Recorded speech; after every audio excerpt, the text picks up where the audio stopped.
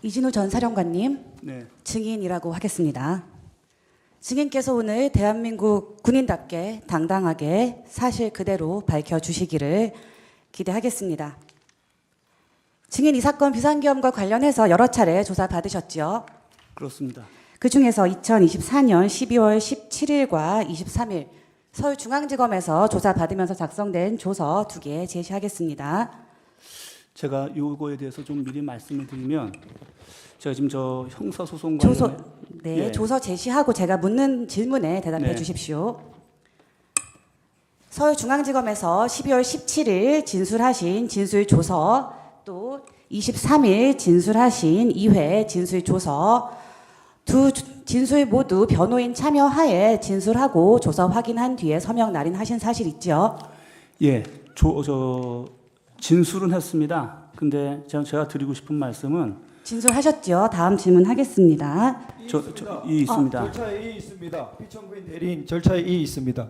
증인이 지금 붙여서 말을 하려고 하는데 그 청구인 대리인 측이 과도하게 제한하고 있습니다. 그 부분 네. 증인이 말할 수 있도록 좀 네. 허용해 주시기 바랍니다. 잠깐만요. 앉으세요. 존경하는 재판관님. 이어서 말씀하세요. 네. 또 요즘 계신 우리 국회 변호인 여러분, 저도 지금 형사소송에 관련돼 있습니다. 그리고 지금 현재는 증거인부 절차가 진행 중에 있습니다. 아직 진행되고 있고, 또 저에 대한 조서에 대한 동의 여부도 아직 이루어지지 않았고, 저는 이와 관련돼서 저의 변호사와 상의도 못했습니다.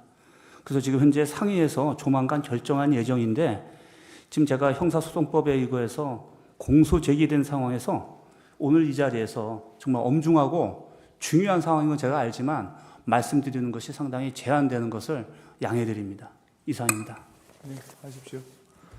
그러면 제가 드리는 질문 잘 듣고 대답하실 수 있는 범위에서 대답하시기 바랍니다. 증인, 방금 제가 제시한 조서 보셨는데 검찰에서 사실대로 진술하였습니까?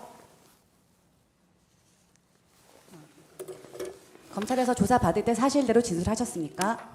답변 드리기 제한됩니다. 증인, 계엄 상황 중에 대통령으로부터 3번 전화 받았다고 진술하였죠? 그 부분도 답변 드리는 것을 제한되는 거 양해드립니다. 그러면 제가 답변을 하시지 않기 때문에 검찰에서 진술하신 조서를 제시하겠습니다. 확인시켜 드리겠습니다. 제1회 진술 조서 22쪽입니다. 증인, 검찰에서 진술할 때 대통령으로부터 3번 정도 전화가 왔었고 장관으로부터는 셀 수 없이 많이 왔습니다. 라고 3번 전화 온 사실을 인정하는 진술하셨죠? 이 부분도 여기서는 말씀드리는 게 제한됩니다. 알겠습니다. 제가 첫 번째 통화부터 차례대로 질문할 건데 첫 번째 통화 이전 상황부터 몇 가지만 좀 묻겠습니다. 증인, 계엄 선포 후에 사령부에 있다가 운전병 전속 부관과 함께 차량으로 국회 앞으로 이동했죠? 네. 증인이 수방사 다른 병력보다도 제일 먼저 국회에 도착했죠? 그 부분은 모르고 그 부분도 좀 제가 답변 드리는 건 제한됩니다. 증인이 현장에 도착을 했을 때 국회 출입문과 외곽 담장에 경찰들이 배치가 되어 있었고 시민들이 주변에 많이 모여 있었죠? 네. 그래서 차량으로 도착한 수방사 병력들이 국회 담장 안쪽으로 진입하기가 어려운 상황이었죠? 그렇습니다. 그래서 증인이 도착하는 수방사 병력에게 차에서 내려서 경찰 협조를 받아서 담을 넘어 들어가라 이렇게 지시했죠? 그 부분도 좀 답변 드리기가 좀 제한이 됩니다. 증인, 이렇게 현장에 도착해서 상황을 파악을 하고 또 도착한 병력들에게 국회 담장 안쪽으로 들어가라고 지시하던 무렵에 대통령으로부터 처음 전화를 받았죠? 그 부분도 답변 드리기 제한됩니다. 증인, 국회 국조특위에서 군인답게 당당하게 모든 것을 사실대로 밝히겠다 때가 되면 증인이 이 대통령의 위헌적인 지시에 관해서 진술할 수 있는, 헌법재판소에서 진술할 수 있는 기회는 오늘입니다. 오늘이 바로 그 당당하게 모든 것을 사실대로 밝힐 그때가 아닌가 싶습니다. 국회에서 그 답변해야 될 건 사실이고. 질문을 드린 것은 아닙니다. 네. 아, 그래요? 네. 증인, 대통령이 증인에게 직접 전화하는 일이 자주 있었습니까? 답변 드리기 제한됩니다. 증인이 거부해도 제가 확인할 수 있는 질문들은 계속 드리겠습니다. 증인 첫 번째 통화에서 대통령이 증인에게 현장 상황을 물어봤고 증인이 국회에 도착했는데 사람이 많아서 들어갈 수가 없다 이렇게 보고했죠. 답변 드리지 않겠습니다. 네, 2회 진술조서 14쪽 제시하겠습니다.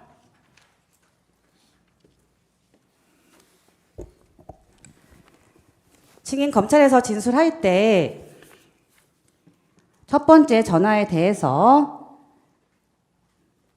제가 기억하는 것은 대통령께 사람이 너무 많다. 경찰도 우리를 통과시켜주지 않습니다. 경찰에 부탁해서 저희 병력들에게 담을 넘어가라고 했습니다. 라는 취지로 말했죠. 이 부분 제가 이 자리에서 말씀 안 드리겠습니다. 대통령이 이 보고를 듣고 뭐라고 했습니까? 답변 드리지 않겠습니다. 대통령이 수방사 병력이 국회 지금 담을 넘어서 경내로 진입하려고 시도 중인 상황을 보고를 받았는데 왜 들어가는지, 들어가서 무엇을 할 것인지 특별히 묻지 않았던 겁니까? 답변 드리기 제한됩니다.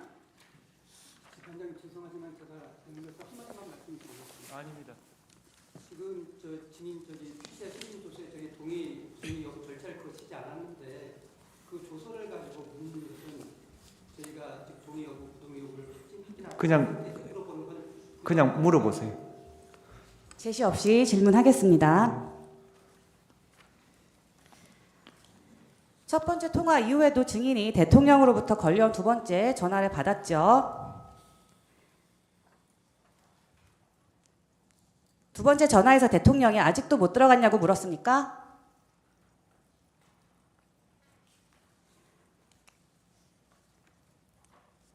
두 번째 통화에서 대통령이 4명이 들어가면 1명씩 드러낼 수 있지 않느냐, 안에 있는 사람 끌어내라 라고 지시하였죠.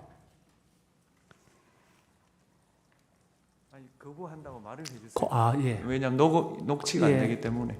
저 답변 드리지 않겠습니다.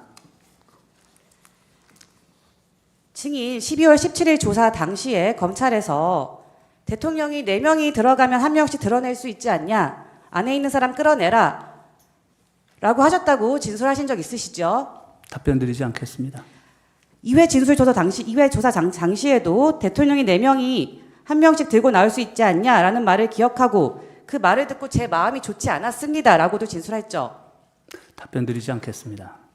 증인은 검찰에서 이 제가 말씀드린 2번뿐만이 아니라 거의 모든 조사에서 대통령의 3번 통화에 대해서 그리고 그 통화의 구체적인 내용에 대해서 일관되게 답변을 하였는데 이 부분에 대해서 인정하는 것이 어렵습니까? 그 부분도 답변 드리지 않겠고 저희 재판에 있을 때 그 부분은 다툴 여지가 많습니다. 증인이 검찰에서 사실대로 진술하지 않았다는 말인가요? 그거는 그 저의 조사 기록을 보시면 알 겁니다. 제가 동의한 게 있고 아닌 게 있는데 그 내용의 마지막에 검찰에서 제시한 내용에는 그런 부분이 남겨져 있지 않았습니다.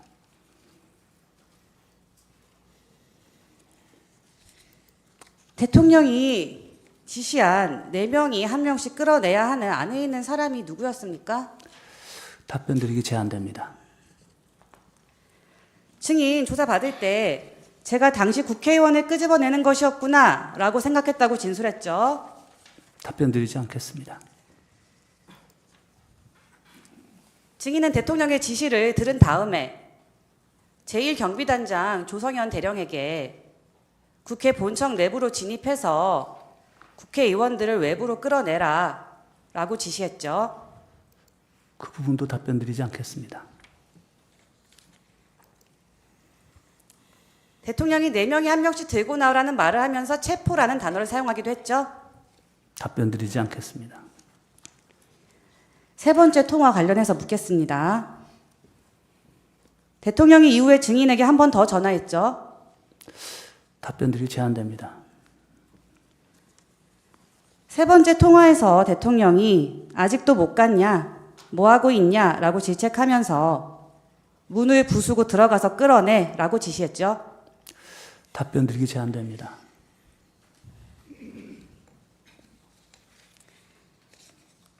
이 부분 역시 검찰에서 조사받을 당시에 세 번째 통화에서 문을 부수고 들어가서 끌어내라고 말씀하셨다고 진술했죠. 답변 드리기가 제한됩니다. 증인이 문을 부수기 불가능하다고 하자 대통령이 총을 쏴서라도 국회의원을 끌어내는 임무를 수행하라고 지시했죠. 답변 드리기 제한됩니다. 대통령이 총이라는 단어를 사용한 것은 기억난다라고 진술한 것은 맞죠? 그 부분도 답변 드리기 제한됩니다.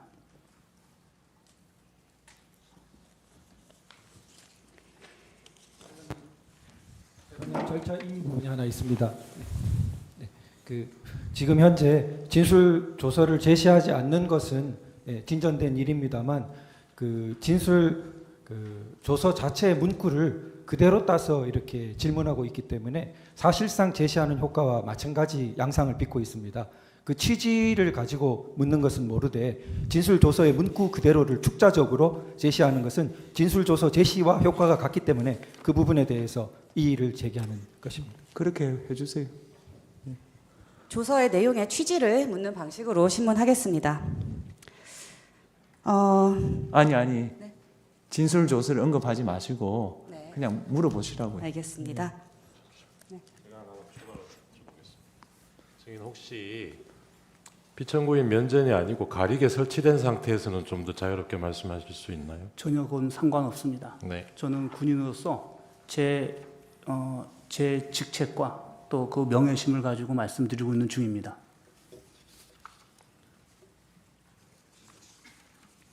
네, 신문 계속하겠습니다. 8항입니다. 조금 바꿔서 묻겠습니다. 증인은 12월 3일에 비상계엄이 선포되기 이전에 비상계엄이 선포되면 수방사에서 어떤 조치를 취할 것인지 계획을 세웠죠. 답변 드리기 제한됩니다. 증인 대국민 담화 직후에 김용현 장관이 주재하는 전군 주요 지휘관 회의 참여하였죠. 네. 그 부분은 대답하셨고, 그러면 그 회의에서 김용현 장관이 수방사령관인 증인에게 기존에 하달했던 임무를 정상적으로 실시하라고 했죠. 그건 답변 드리기 제한됩니다. 그럼 당시에 회의에서 김용현 장관이 뭐라고 했습니까? 그 수방사는 이상 없냐라고 말씀을 하셨고, 네 그렇습니다라고 말씀드렸더니 그러면은 사령관은 먼저 나가서 준비하라고 하셨습니다. 김용현 장관이 기존에 하달했던 증인의 임무를 실시하라고 했던 것으로 기록상 확인이 되는데, 김용현 장관이 기존에 하달했던 임무가 있지 않았습니까? 그것도 여기서 말씀드리기가 제한이 됩니다. 갑 제15호증의 2 보도 참고자료 4쪽 제시하겠습니다.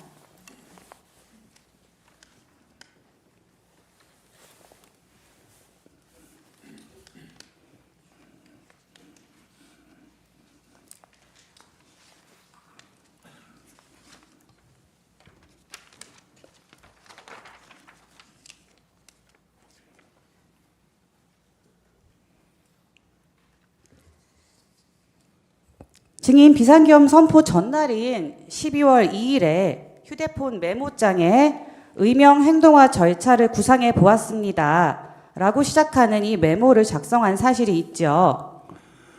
이것은 증거로 채택된 내용입니다. 있습니다. 이 부분은 디지털 증거인데 형사적 같으면은 디지털 포렌식을 거쳐야 하고 엄격한 증거조사 절차를 거쳐야 하는 것입니다. 그럼에도 불구하고 이렇게 중요한 진술과 증거에 있어서 아무런 포렌식 절차를 거치지 않은 디지털에서 인용했다는 것을 메모로 띄우고 이런 방식은 굉장히 부적절하다고 생각됩니다.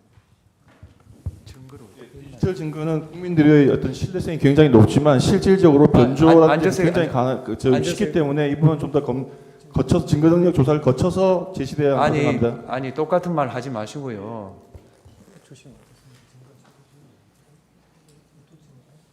지금 몇 호증이죠? 15호증의 2, 15호증의 2입니다. 15호증 2 증거 체부 한번 보세요.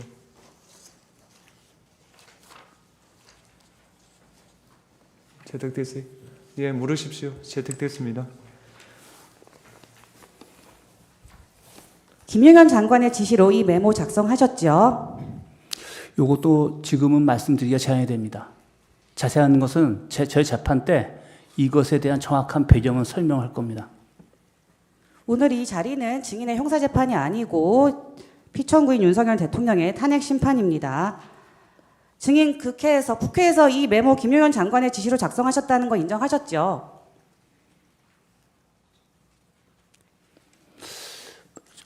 정확하게 기억이 안 납니다. 예.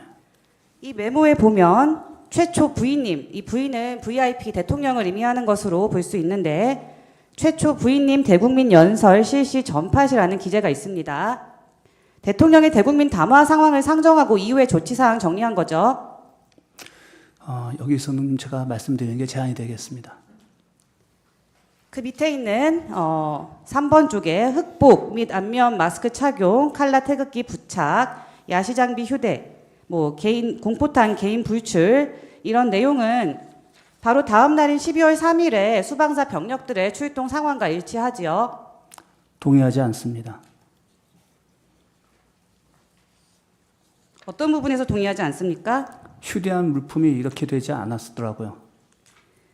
공포탄 개인 불출 시행하셨죠? 그것도 여기서는 이유는 말씀 못 드리고 이것도 제가 오늘은 진술을 좀 거부하겠습니다. 공포탄 개인 불출하신 상황은 있죠? 이유는 말씀하지 않으시더라도 공포탄 개인 불출했죠? 12월 3일 계엄과 관련돼서 불출을 했던 것이 아니고 그 전 단계에 제가 먼저 소집을 시키면서 훈련 목적을 하기 위해서 공포탄을 불출하라고 말은 한 적은 있습니다. 그게 이렇게 연결이 돼 버렸습니다. 이 메모에서 본관이라고 기재되어 있는 것은 국회 본관을 의미하죠?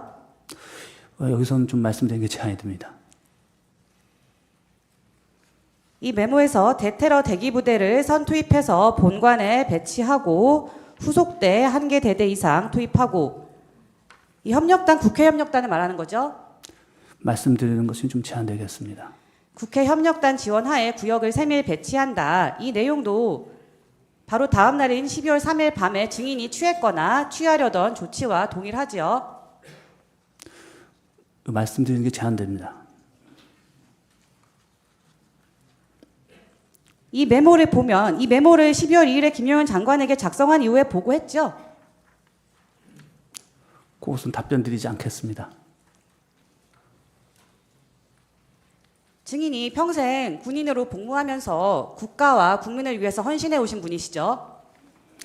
네, 그렇습니다.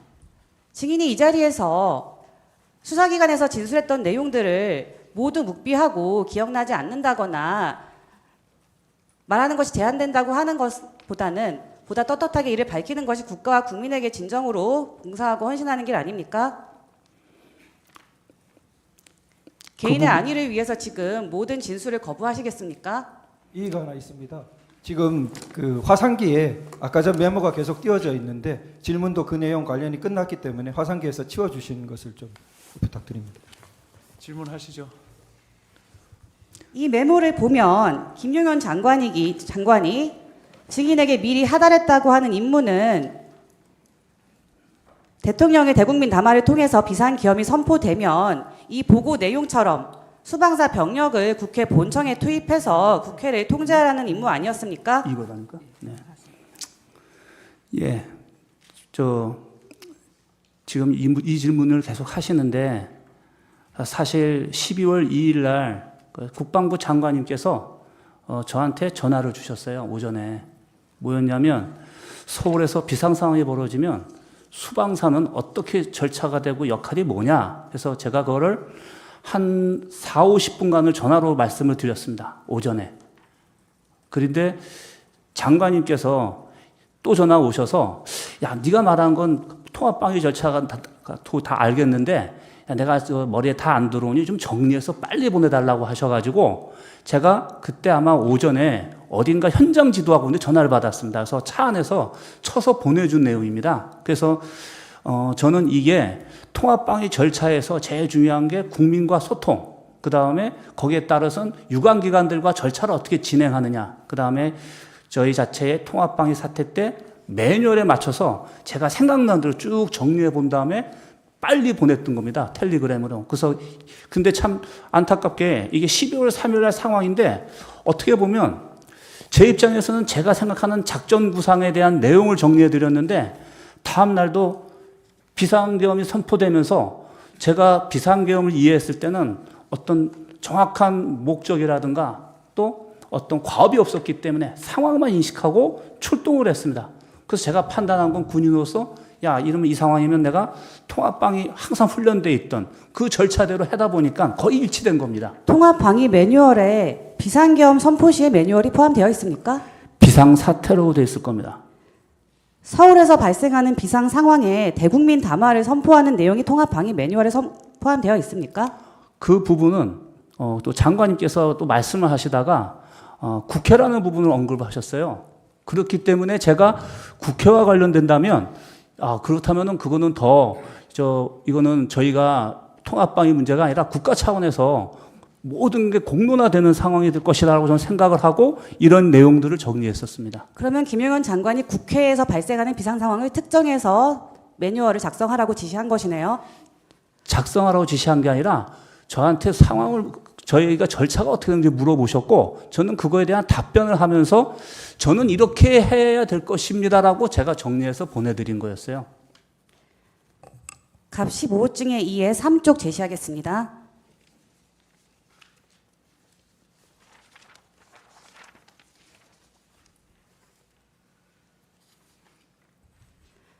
증인 김용현 장관에게 아까 그 메모로 작성한 서울의 국회에서 비상 상황이 발생할 때 수방사가 조치할 상황에 대한 보고를 휴대폰 메모장에 작성한 이후에 또 본인의 휴대전화로 문을 열거나 부수는 데 사용하는 도구, 쇠지렛대, 국회 해산이 가능한가요? 등을 검색한 사실이 있죠. 예, 이것도 그거를 작성하다 보니까 용어가 생각이 안 났어요. 그래서 이 도구가 이름 뭐지? 그래서 제가 인터넷에 그 워딩을 넣을 때 문을 부수는 이런 단어를 썼더니 쇠지렛대라고 나오더라고요. 그래서 그 쇠지렛대를 거기다가 언급을 했던 기억이 납니다. 있습니다. 이 부분도 수사 보고서인데 보통의 형사 재판 같으면은 이 증거 절차를 거쳐서 제시될 수 없는 문건입니다. 이런 부분이 지금 현재 이렇게 아까 전에 조서와 마찬가지로 제안합니다. 예. 네, 계속하십시오. 증거 채택된 데 대해서 계속 같은 취지로 항의하시면은 저는 신문을 방해하는 거로 생각할 수밖에 없습니다. 하십시오.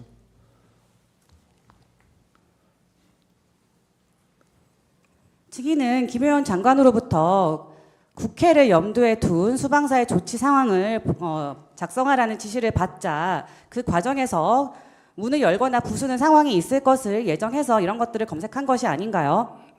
그렇지는 않지만 그 부분에 대해서 자세한 설명은 이 자리에서 드리진 않겠습니다. 그거 거부합니다. 파락 묻겠습니다. 다음 질문 넘어가겠습니다.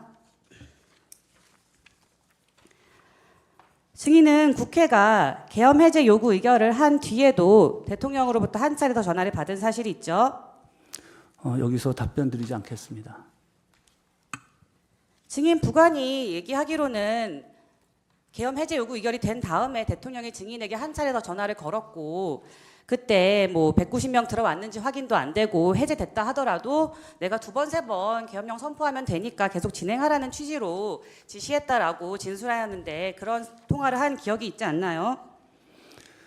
지금 제가 답변 드리지 못하는 가장 큰 원인이 바로 지금 우리 총무님께서 질문하신 그 내용입니다.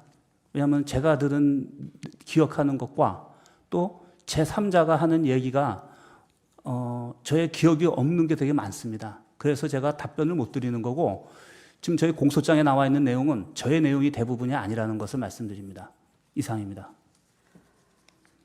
증인이 검찰에서 진술한 내용과 증인의 뭐 부관이든 증인의 다른 뭐 조성현 대령이든 뭐 김창hat 단장이든 여러 다른 부하들의 진술 내용이 특별히 어긋나거나 다르다고 보이지 않고 서로 동일하고 비슷한 상황을 기억하고 있는 것으로 확인이 되는데 그렇지 않습니까? 재판장님, 제가 잠시 당시 상황을 좀 네. 설명을 드릴 수 있겠습니까? 해보십시오. 네. 저는 그때 아마 컨테이너 4분의 1 크기 안에 밀폐된 공간, 그러니까 차 안에서 핸드폰 3개를 가지고 지휘를 했습니다. 창문 2개를 통해서 바깥을 보면서 상황을 인지했고, 그 다음에 대부분 전화는 한 번도 끊어짐 없이 쉼없이 전화가 오고 갔습니다. 지시도 하고 확인도 하고. 그런 과정에 아마 군인들이면 장갑차 안에서 무전기 3개 들고 작전을 하면 무엇이 기억나고 안 나고 내가 한 말이 무엇인지도 모릅니다. 근데 어떻게 이렇게 자세하게 진술할 수 있는지도 제가 궁금하고, 저도 지금까지도 마치 조각이 편린된 것처럼 생각이 안 나서 12월 31일 날 우리 검사하시는 분이 이렇게 진행이 됐습니다 했을 때, 그때 저도 시간이 이렇게 지나갔구나라는 그 2시간을 이해했습니다. 근데 이 내용을 가지고 저보고 다 얘기하라고 한다면 사실은 그건 굉장히 위험하고 오히려 위증 가능성이 많다고 생각하기 때문에 제가 답변을 못 드린다는 것을 양해드리면서 드리겠습니다. 이상입니다. 제가 증인에게 기억에 반하는 진술을 하라고 하는 것이 아닙니다. 그 증인 군인으로 평생 복무하시면서 비상계엄이라는 상황을 경험한 적 있으십니까? 없죠? 수방사 병력이 국회에 출동한 적 있으십니까? 없습니다. 증인 대통령으로부터 직접 이날 이전에 전화를 받은 적 있으십니까? 처음입니다. 비상계엄이 선포되는 굉장히 이례적 상황에서, 그리고 대통령이 평소에 직접 전화도 하지 않는 대통령이 직접 전화를 지시해서 또 그리고 질문 사항하고 실무 확산기하고 전혀 관계 없는 것이니까 치워주시기 바랍니다. 근데 그 부분은 비상계엄이라는 제가 비상 상황이니까 제가 그런 아직 일이 있을 수 질문이- 있지 않습니까? 증인, 제가 질문 아직 끝나지 않았습니다. 그런 이례적인 상황에서 또 대통령이 직접 전화로 지시를 하는데, 대통령의 지시 내용에는 4명에서 1명씩 끌어내라, 국회의원을 끌어내라, 문을 부수고 나서도 들어가라, 뭐 총이라는 단어, 체포라는 단어, 민주주의 사회에서 차마 상상하기 어려운, 사실은 굉장히 무거운 책임을 질 수도 있는 그런 충격적인 대화를, 그런 지시를 내렸는데 그 상황을 기억하지 못한다는 게 가능합니까? 누구라도 증인이 검찰에서 진술하면서 총, 체포, 문을 부숴라 이런 단어들을 기억한다고 진술했는데, 그것은 그 복잡한 상황에서도 대통령이 직접 전화를 했고 그 지시의 내용이 전혀 일상적이지 않은 굉장히 독특하고 이례적인 단어나 지시였기 때문에 증인이 그런 부분들을 기억해서 진술한 것 아닙니까? 그 부분은 제가 답변드리기 제한이 됩니다.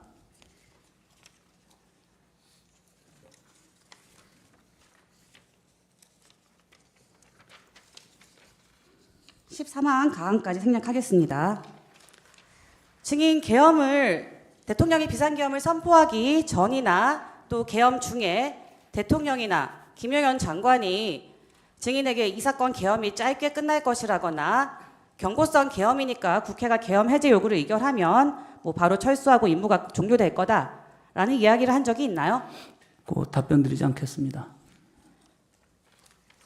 주신문 남는 부분 추후에 재주신문 때 혹시 활용할 수 있도록 해주시면 감사하겠습니다. 일단 6분 남겨놓으세요. 예. 반대 신문 30분 하십시오. 예, 송준호 변호사입니다. 증인은 기소되어 있기 때문에 증인의 혐의 사실과 직접적인 관련이 있는 부분은 제외하고 답변하실 수 있는 내용 위주로 제가 물어보겠습니다. 먼저 주신문에 아까 잠깐 답변하신 게 있는데요. 그 부분 좀 먼저 확인하고 시작을 하겠습니다.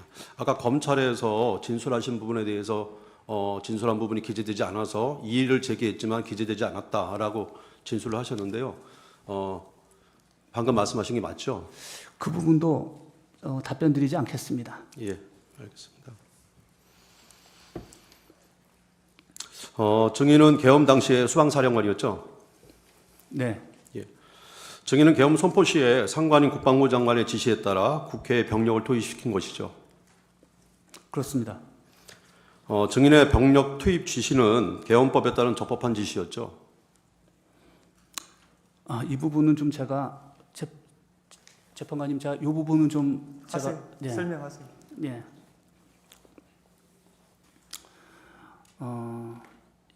12월 3일 날 대통령님께서 계엄 선포 대국민 담화문을 발표하시는 걸 제가 봤습니다. 사실 그 직전에 장관님께서 미리 부대에 좀 가서 대기하라, 무슨 상황이 있을 수 있을 것 같다라는 말씀을 듣고 들어갔었거든요. 근데 저는 국민의 대표이시고 또 국군 통수권자이신 대통령님이 또 저 개인적으로는 알기론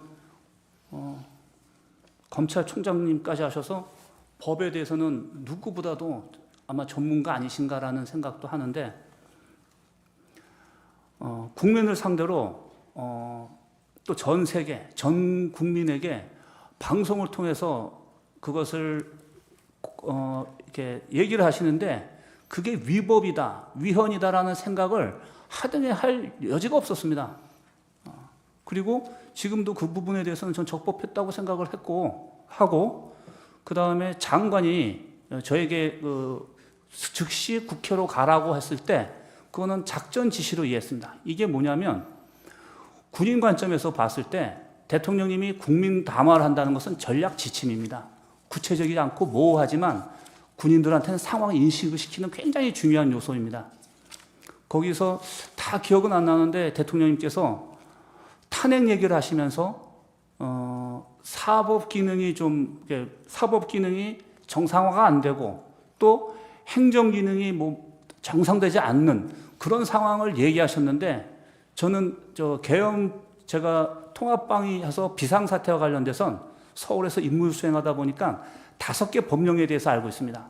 비상사태와 관련돼 있는 건 통합방위, 민방위법, 예비군 기본법, 그 다음에 개헌법, 그 다음에 충무사태입니다. 이 5가지를 항상 염두하고 있기 때문에 비상사태 하면은 무슨 상황인지 압니다.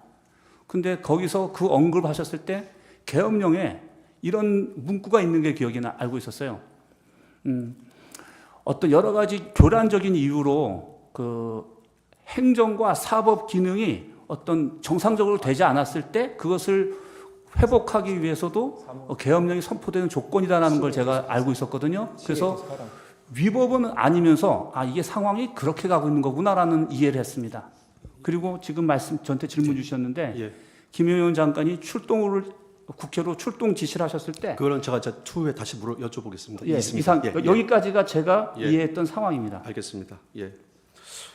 증인은 개헌법 규정에 따라 적법하게 예하 부대를 국회에 출동시켰을 뿐이고 그 과정에서 무력을 행사하여 민간인에게 피해를 입히거나 다른 불법 행위를 저지르도록 지시한 바 없죠? 없습니다. 그 이유 거기에 대해서 좀 설명드리겠습니다. 연결이 되는데 그것도 추후에 제가 계속 여쭤봅니다. 알겠습니다. 예. 혹시 제가 여쭤보는 거에 미흡하면 그때 답변해 주시면 되겠습니다. 예. 증인은 개헌법에 따라 개헌 발령 시 매뉴얼대로 예하 부대에 대한 지휘권을 발동해야 했을 뿐이고 내란죄로 체포 구속된 부분은 되게 억울한 부분이 있죠. 그 부분은 제가 답변드리지 않겠습니다. 예, 알겠습니다. 증인은 12월 3일 비상계엄이 불법이라고 생각했다면 예하 부대를 출동시키지도 않았을 것이죠. 아까 말씀하신 그대로 내용으로 가름하겠습니다. 예.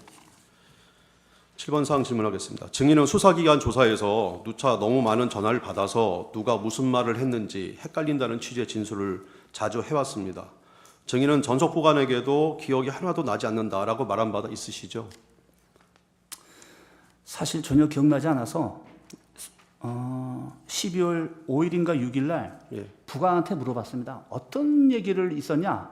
내가 기억이 아무것도 안 난다. 예. 라는 얘기를 부관한테 물어본 기억이 있어요. 예. 네. 알겠습니다.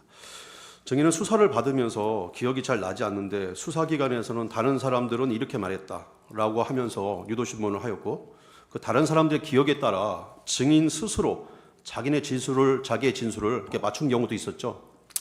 그거는 검사의 역할이라고 생각을 하고 예. 그거는 제가 크게 문제 삼지는 않습니다. 예, 알겠습니다. 개엄 전에 상황에 대해서는 약간 질문을 드리겠습니다.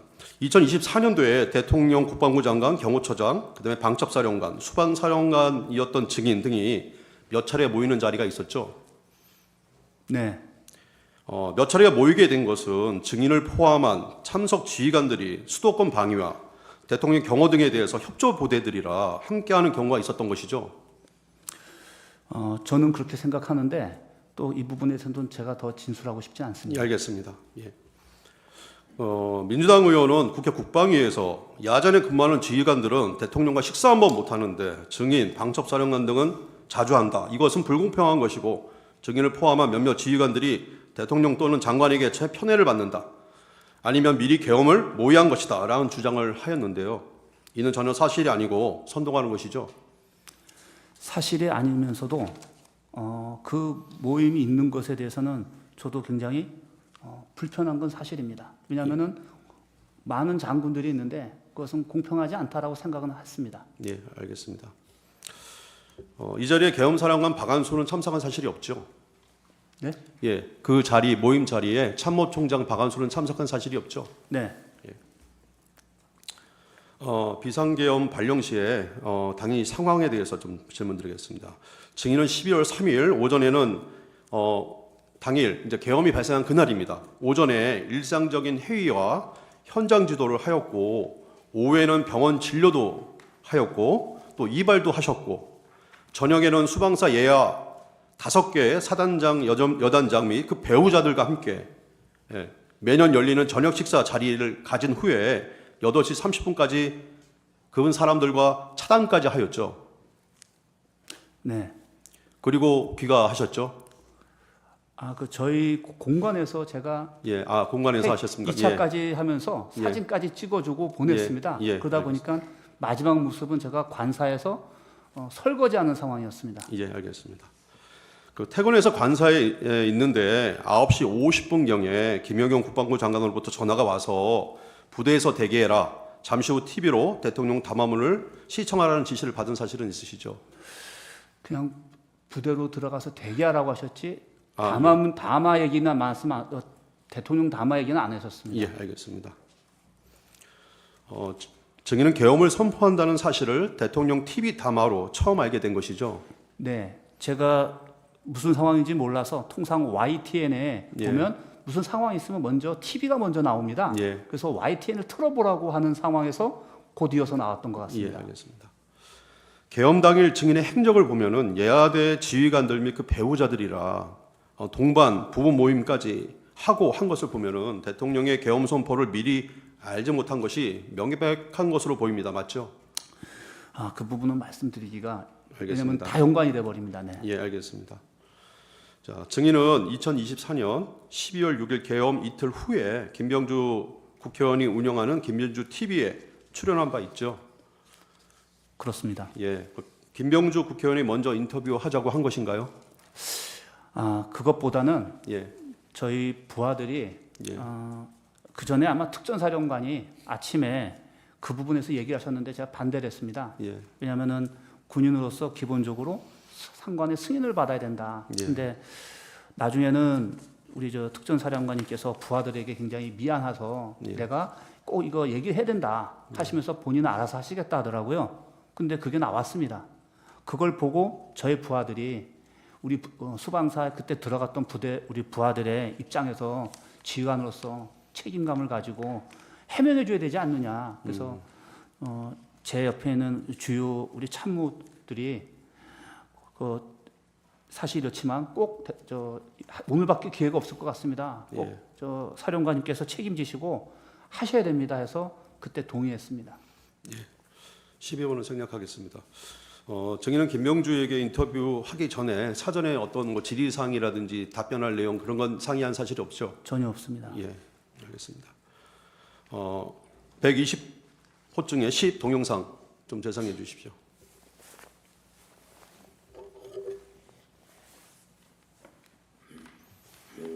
예, 김병주 TV에 나온 얘기입니다. 어떻게 알았습니까? 저는 그때 이제 사안이 심각한 상황이 있다고 해서 YTN을 사무실에 YTN을 틀어놓고 있는데 갑작스럽게 그 대통령께서 긴급 담화를 하시는 마지막 가운데서 동시에 제가 봤습니다. TV를 보고 아셨다? 네네. 그래서 지통제지를 받고 그러면 명령은 언제 수령했습니까?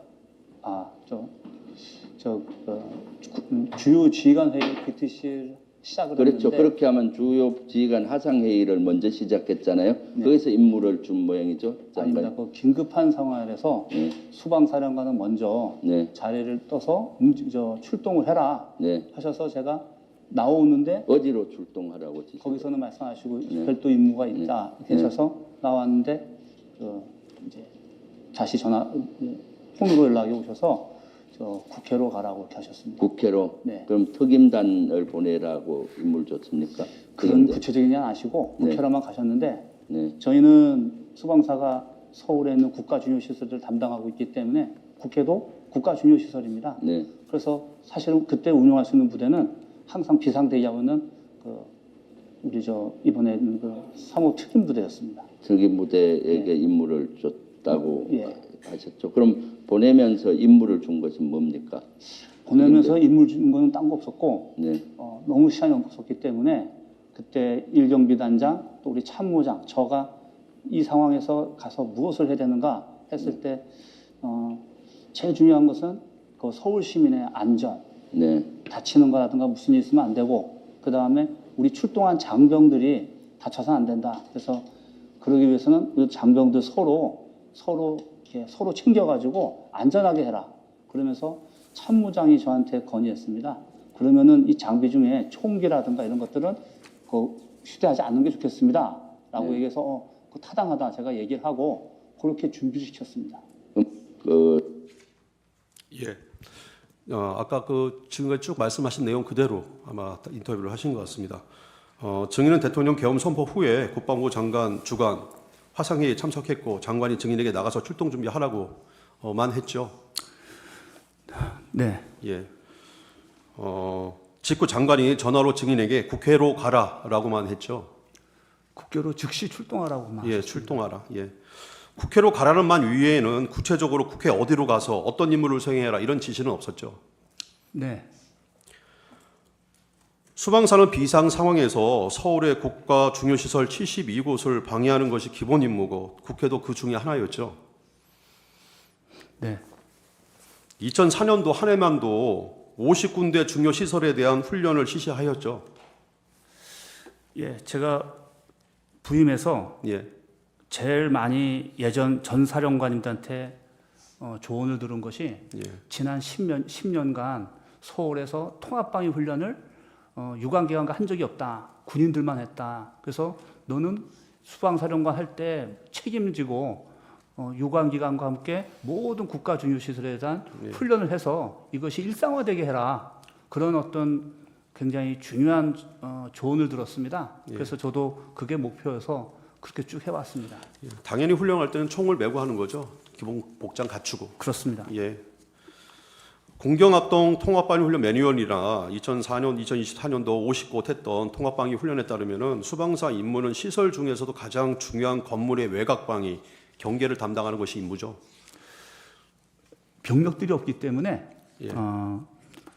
국가 중요 시설이 다 규모가 다릅니다. 예. 근데 작은 데는 저희가 할 수 있지만 예. 크면은 핵심 시설을 정합니다. 예, 핵심 판단해서 시설. 그럼 그 전체 기능이 돌아가는 핵심 시설을 정해서 그 핵심 시설의 외곽을 대치선을 만들어서 그 시설과 외부랑 접촉이 안 되게끔 차단하는 게 저희 이제 특임 부대들의 임무고 예. 만약에 그러니까 위협을 할 수 있는 적이 안에 들어가 있거나 또 안에 들어가 있으면 이것은 707에서 와서 예.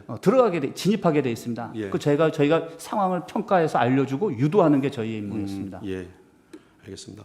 그 시설을 방위하고 경계한다는 것의 의미가 시설에 접근하는 사람들의 신분을 확인하고 또 아무나 들어오지 못하게 하고 또 관계자만 출입할 수 있도록 한 게 맞죠. 그렇습니다. 증인은 평소 훈련 매뉴얼에 따라서 국회의 가장 중요한 건물인 본관 국회의사당 건물의 외곽 방위를 하려고 했던 거죠. 그랬는데 사실 그 국회 안의 상황이 어떤 줄 몰랐습니다. 뒤에 또 계속 질문이 네, 있습니다. 알겠습니다. 예. 맞죠, 이거는 그죠? 네. 예. 그 배원 발령 후에 증인은 작계와 지침에 따른 국회 방호 임무를 수행하기 위해 병력을 국회로 보내야 했는데 부대 내에는 지휘관들이 모두 퇴근하고 없는 상태여서 그나마 바로 동원할 수 있는 5번 대기 조처럼 상시 대기하고 있었던 초동 조치부대인 3호 특임대 일부를 보내게 된 것이죠. 그렇지는 않습니다. 그렇습니까? 이 부분은 좀 얘기가 많기 때문에 절미하겠습니다. 이해하겠습니다. 그 출동 시에 장관이나 대통령으로부터 국회로 가서 국회의원들의 본관 출입을 막고 계엄 해제 요구 의결을 못하게 하라 이런 지시는 받은 바 없죠. 그런 출동 적은 시에 네, 예. 없습니다. 저 125증의 10일 동영상 재생해 주십시오. 그리고 제가 이건- 사실 나중에 현장에서 보니까 네. 병력들이 저희 초동조치부대들은 기본적으로 들고 다니는 패키지가 있습니다. 그렇죠. 총하고 다 예. 휴대하죠. 총기를 들고 갔고 그 다음에 총은 탄약은 이제 안 가져가고 그 공포탄을 네. 대신해서 갔는데 제가 현장에서 먼저 보고 너무 상황이 사람들이 많았습니다. 그래서 총기는 차에다 다 내려두고 빈몸으로 내려서 임무를 수행해라 이렇게 임무했습니다. 네. 그럼 총기는 차량에 놔둔 상태에서 빈몸으로 내렸다. 그때 임무 준 거 있습니까? 그때도 역시 제일 중요했던 것은 시민들 안전 지키고 그 다음에 장병들 임무 잘해라. 그렇게 잘해라가 표현 다 기억이 안 나는데 그 가서 원래 저희 기본 임무가 국가 중요 시대랑 경계입니다. 외부로부터 들어오는 것을 통제하고 신원 확보를 하는 게 유사시의 임무입니다. 그리고 본청으로 간 걸로 알고 있는데요. 본청. 근데 그런 임무가 있지 않았기 때문에 네. 저희는 본청고 외곽에 있었습니다. 본청 외곽 경계를 담당했다. 예, 근데 말씀- 그 인원도 너무 사람이 많아서 네. 인원 중에 한 40여 명 정도밖에 못 탔고 나머지는 것까지도 가지 못한 상황이었습니다. 그리고 제가 예. 이건 출동 당시 임무 부여에 대해서 나온 동영상인데요. 증인은 소방사 출동 인원들에게 시민들, 장병들의 안전이 최우선이다. 총은 두고 빈몸으로 내려서 임무를 수행하고 장갑차는 가지고 나오지 말아라 이렇게 지시하셨죠. 그렇습니다. 국회 본관으로 들어가라는 지시가 없었기 때문에 국회 본관으로 가지 않고 국회 본관 외곽 경계에 지시를 내렸다는 것이죠. 지시가 있어서가 아니고 예. 매뉴얼상 저희는 내부에 들어가는 계획이 없습니다. 예, 네. 알겠습니다. 증인은 국회 어디로 가서 어떤 임무를 수행해야 하는지 몰라서 당시 우선 초동조치 부대만 소집해서 출동했고 출동하면서 서울경찰청장 김목식에게 전화를 해서 서울에 무슨 상황이 있는지 물어보기도 했고 또 국회 협력관에게 전화해서 수방사 병력이 어디로 가야 하는지 안내해달라고 부탁한 바도 있죠. 그렇습니다. 예. 을 121호증의 1 김청학과 조성의 대화 내용 띄우겠습니다.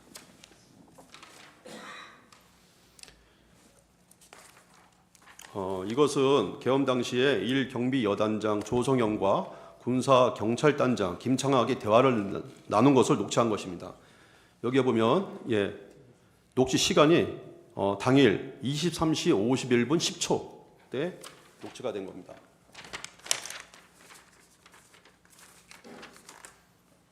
그 내용을 보면 내용이 이렇습니다. 보면은 어떻게 가야 될지 이런 것들을 하나도 몰라서 우왕좌왕하고 있는 모습들이 보입니다. 23시 51분이면 그 시간이면 이미 이제 국회에서 23시 47분에 회의가 개의되고 계엄 해제 요구안이 통과되기 바로 직전입니다.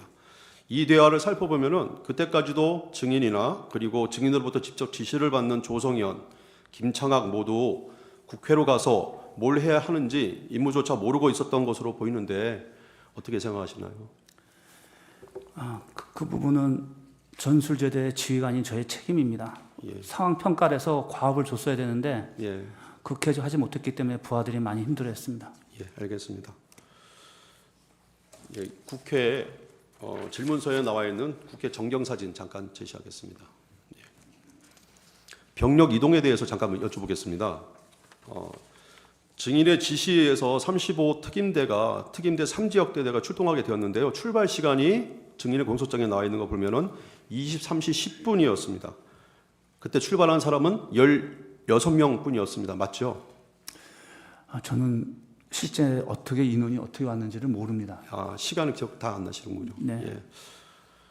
이제 이 시간이면 계엄 선포된 후에 40분이 지나서야 초동 조치가 출발했습니다. 대략적으로 좀 늦게 출발했죠. 답변 드리기가 잘 안 됩니다. 알겠습니다. 계엄 선포 전에 증인은 미리 병력 출동 준비를 한 사실은 없죠. 미리 준비시킨 사실은 없죠. 그렇습니다. 예. 3호 특임대대가 국회 경내도 아니고 여기 국회 인근 한강 주차장, 이 노란색입니다. 이 한강 주차장에 도착한 시간이 23시 45분이었고 계엄 선포 후에 1시간 15분이나 지나서였습니다. 기억하십니까? 그거는 정확하게 모르겠는데 예. 대통령께서 계엄령을 선포하신 다음에 움직이다 보면 예. 자동적으로 시간상 그렇게밖에 될 수가 예. 없습니다. 그것도 제가 이제 뒤에 한번 여쭤보겠습니다. 예. 당시 이제 시민이 너무 많아서 병력을 국회 경내로 진입시키지 못하다가 최초 출발한 35 특임대 3지역 선발대 14명, 16명 출발했는데 운전면허 좀 빼고 14명만이 국회 칠문에 있는 담을 넘어서 국회 경내 이쪽으로 겨우 진입을 했습니다. 맞죠?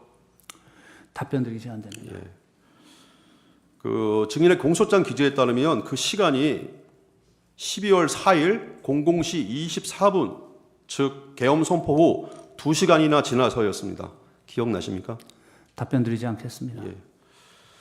계엄 선포 후에 2시간 만에 수방사 병력 14명만이 국회 본관도 아니고 국회 칠문 근처 담을 넘어서 경내에 겨우 들어갔는데 이 칠문에서부터 다시 국회 본관으로 가려면 또 한 15분 정도 또 많이 소요되죠.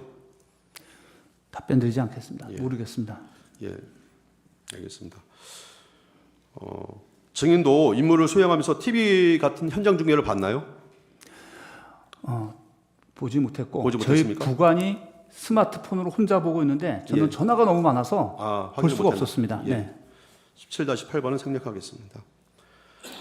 증인의 공소장 기재에 의하면은 이 12월 4일 01시 03분, 그러니까 국회가 계엄 해제 요구안 의결하고 난 후입니다.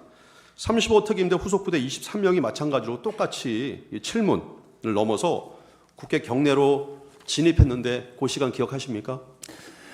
그런 상황 자체를 인지하지 못했습니다. 시간 자체를. 예. 예, 알겠습니다. 17번, 17-10번 생략하겠습니다. 국회가 계엄 해제 요구안을 가결시키기 전에 국회 경내에 있었던 수방사 병력이 겨우 14명 정도밖에 없었습니다. 그 상황 기억하십니까? 답변 드리지 않겠습니다. 네.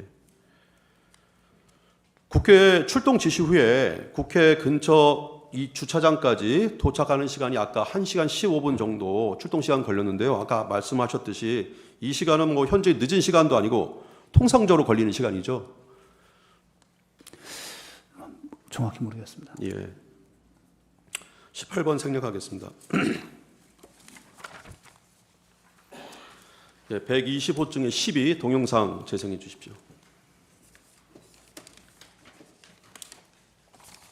작전 중간에 윤석열 대통령으로부터 지시나 전화를 받은 적은 있습니까? 한 차례 정도 오셨는데 한 번. 예, 네, 지금 기억에 좀 다 정신이 하나도 없습니다. 네. 그때 전화가 너무 많아가지고 네. 근데 오셔서 똑같은 걸 물어보셨습니다. 어떤 걸 물어보죠? 거기 상황이 어떠냐. 네. 그래서 똑같은 얘기를 했습니다. 굉장히 이제 복잡하고 우리 인원이 이동할 수도 없다. 그랬더니 가만히 들어보시다가 알겠다고 하시고 더 전화 끊으셨어요. 작전. 예, 김명주 TV에 나간 것이 계엄 후 2일 후니까 그때 기억이 가장 정확하지 않겠습니까? 근데 이때까지도 예, 사실은 굉장히 기억이 없었습니다. 예, 네.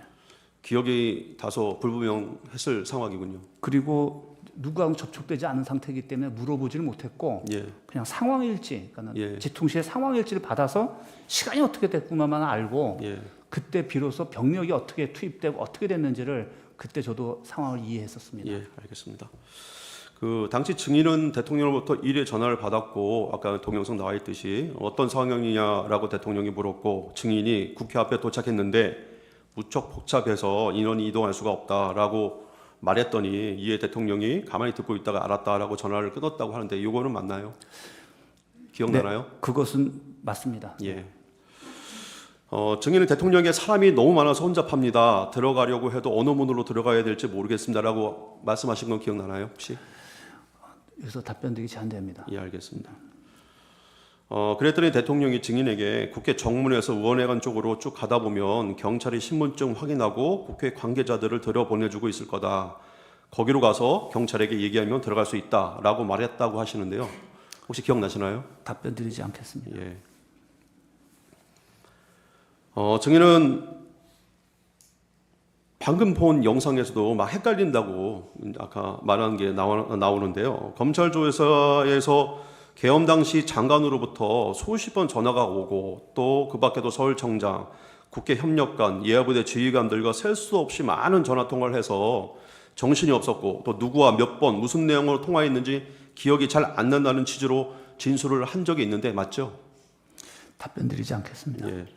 증인은 계엄 이후에 부관에게도 전화가 너무 많이 오고 정신이 없어서 계엄 당시의 상황이 잘 기억이 나지 않는다라고 말한 사실이 있죠. 아까 처음에 말씀하셨죠. 네. 예. 대통령이 증인에게 국회로 들어가는 방법을 알려준 통화 이후에도 대통령과 통화한 적이 있는지 그리고 대통령과 총 몇 번 통화했는지 기억이 잘 안 나시죠? 답변 드리지 않겠습니다. 군 검찰 등은 증인을 조사하면서 대통령이 또 전화하지 않았냐, 뭐 이런 저런 내용으로 통화하지 않았냐 이렇게 유도하면서 물은 적 없습니까? 그렇지 않습니다.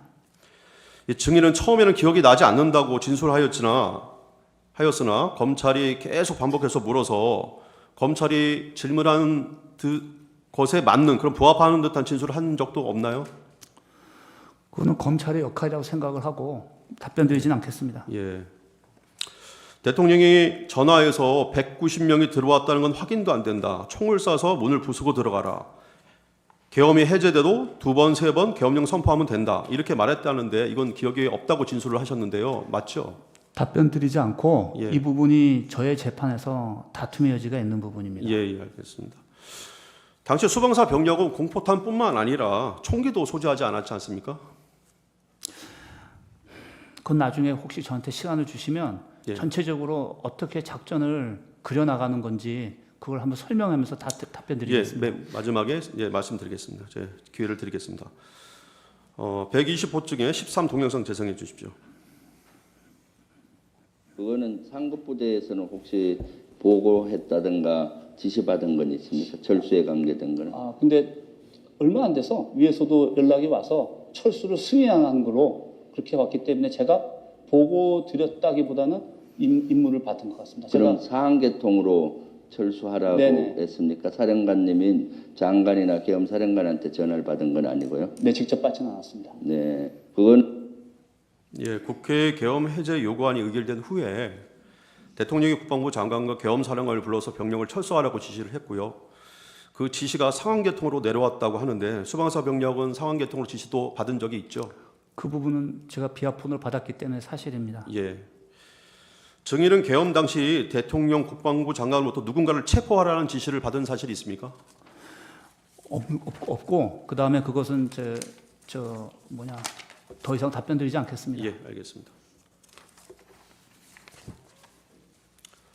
비원 벙커에 대해 잠깐 여쭤보겠습니다. 체포와 관련돼서 계속 언급되는 것이 수방사 비원 벙커인데요. 또 증인은 또 국방이나 국회에 나가서 이 부분에 대해서 자세히 설명을 하려고 하는데 민주당 의원들이 계속 말문을 막아서 말씀을 못 하신 걸로 보입니다. 수방사 비원 벙커가 뭐 하는 곳입니까?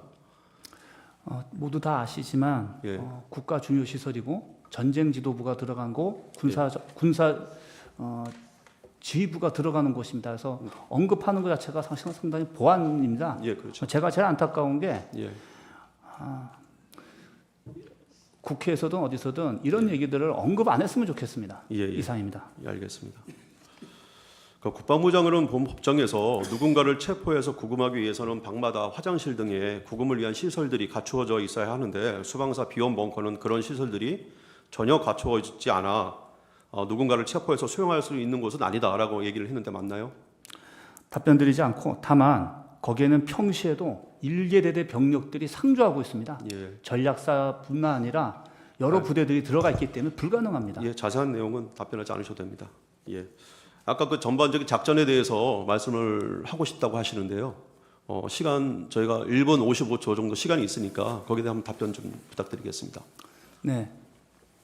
앞서 대통령께서 담화하시면 전략 지침인데 모호하고 또 장관님이 작전 지시를 하면 역시 과업이 불분명합니다.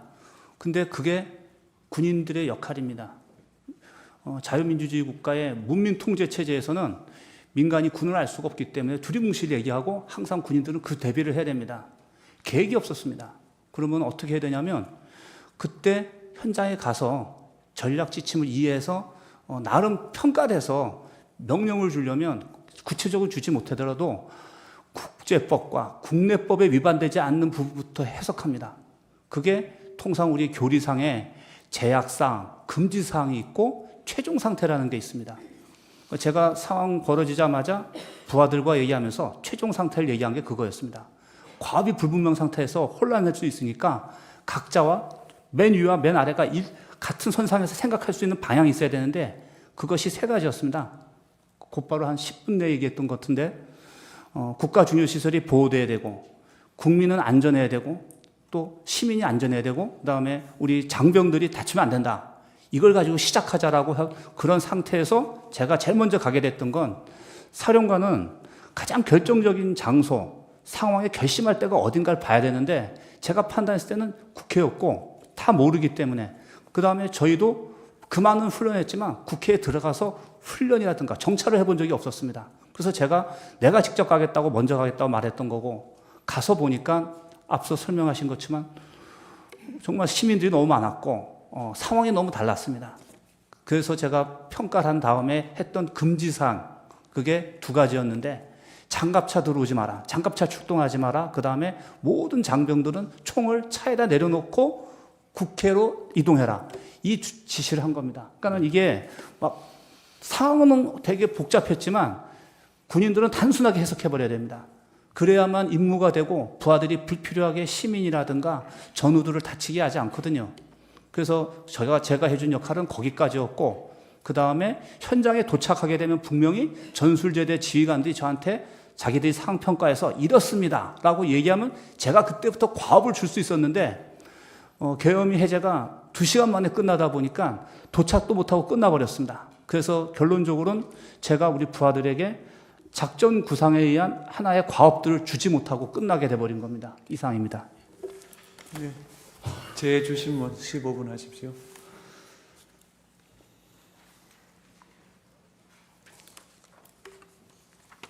네, 증인 좀 전에 계엄 선포 시에 상관인 국방부 장관 지시에 따라서 국회 병력을 투입했다라는 질문에 그렇다고 대답을 했는데 계엄 선포 시에 수방사령관이 국방부 장관 지시를 받도록 되어 있습니까? 계엄 선포 직후에 또 아까 병력 투입 지시는 계엄법에 따른 적법한 지시라고 생각했다 이렇게 얘기하셨는데 계엄 선포 직후에 계엄사령부도 구성되기 전에 국회에 출동해서 작전을 시행하는 것이 계엄법에 따른 적법한 지시였다고 주장하는 것인가요? 그 부분은 제가 답변을 드리진 않겠지만 저는 그때 계엄이 선포되었기 때문에 계엄사 구성되기 전에 어떤 주요 조치, 선조치는 있을 거라고 군인들은 그렇게 이해합니다. 이상입니다. 증인 조금 전에 반대 신문 답변하면서 그 이제 피청구인 측으로부터 이제 이 뭐 검찰로부터 유도 신문이 있었는지 뭐 이런 질문을 받았습니다. 증인이 검찰에서 이 대통령과 3번 통화가 있었다는 사실을 처음 밝힌 것이 12월 14일인데 당시 그리고 증인도 사실 뭐 유도 신문을 한 것은 아니다 이렇게 대답을 했죠. 저는 그거에 검찰의 당연한 역할이라고 생각하지 유도 신문이라고 생각하지 않고 당시 그렇게 하지도 않았습니다. 그럼 유도 신문이 아니라 증인이 기억하는 대로 답변한 것이지요?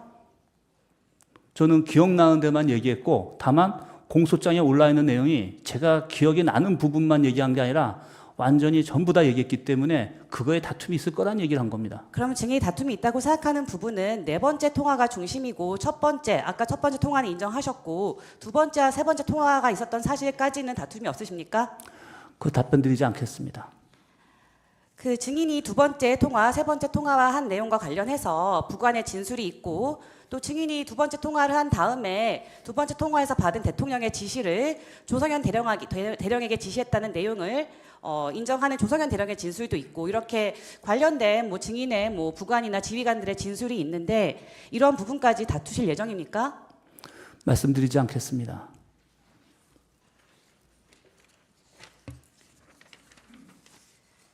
증인의 부관이나 증인의 지휘관들이 뭐 듣지 않은 내용, 기억에 반하는 내용을 허위로 이야기해서 증인을 곤란하게 할 특별한 이유가 있습니까?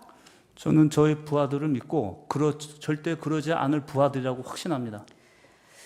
증인은 아까 말씀하신 것처럼 수방사 병력은 실제 뭐 국회 본청에 진입을 하거나 국회의원들을 끌어내는 임무를 수행한 것은 없다. 이렇게 얘기를 하고 계신데 그럼 수방사 병력이 그런 일을 하지 않았는데 증인이 대통령이 하지도 않은 말을 지어내서 기억에 반해서 대통령과 증인의 책임을 무겁게 만드는 진술을 검찰에서 굳이 할 이유가 있었나요? 그 부분에 대해서도 답변 드리지 않겠습니다. 증인이 아까 이제 출동할 때 구체적 임무를 부여하지 않았느냐라는 질문에 대해서 맞다고 대답을 하였습니다. 근데 증인이 현장에 도착한 병력에게는 현장에서는 상황 평가를 하고 지시를 했죠. 아까 말씀하신 내용은 비무장으로 총기와 탄약을 두고 진입해라, 국회로 이동해라 라고 지시하시고 그와 함께 국회로 들어가서 양재형 협력관 만나서 출입 인원 통제해라, 본청 게이트 받아서 막아라 라는 내용으로 지시하신 적 있죠. 그 부분도 답변 드리지 않겠습니다. 근데 그것도 기본 매뉴얼상의 외곽 대치선에서 하는 역할과 동일한 의미에서 한 얘기입니다. 방위와 경계를 하기 위해서 투입했다 이런 말씀이신가요? 그렇습니다. 증인 아까 그 피청구인 측에서 제시했던 갑 121호증의 김창학 단장과 이진우 사령관 사이의 통화를 보면 증인이 이제 담 타고 이제 집어넣어 보내라고 지시를 하고 김창학 재판관님, 그거는 저희가 증거 인부 절차를 거치지 않은 내용입니다. 방금 조금 전에 증인께서 제시하셨 어로증입니다. 저희는 의로증입니다. 저희가 동의한 증거입니다. 증거 동의. 저희는 요거만 제출했습니다. 아니 그 증거 저희가 제출한 증거와는 전혀 다릅니다. 부분이 다르다는 건가요? 증거 설명서에 있었습니다. 증거로 제출되었고 저희가 아니요, 저희는 직접 혐의를 제출했기 때문에 이 부분만 저희가 증거로 제출했습니다. 한번 몇 호증이라고요? 121호증의 2호증 2입니다. 띄워보세요.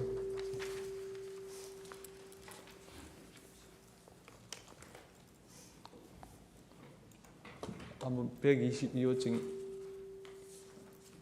11 한번 띄워보세요.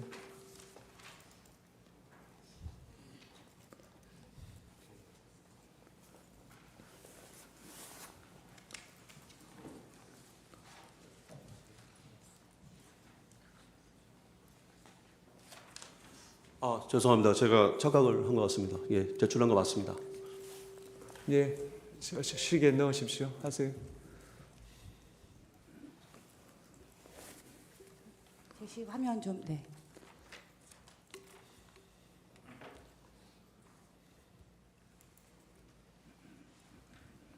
증인이 김창학 단장에게 양재응 장군을 이야기하는데 양재응 장군이 있고 본청에서 게이트 하나 맡아서 못 들어오게 막는 것을 해라고 출입 통제 지시를 했지요.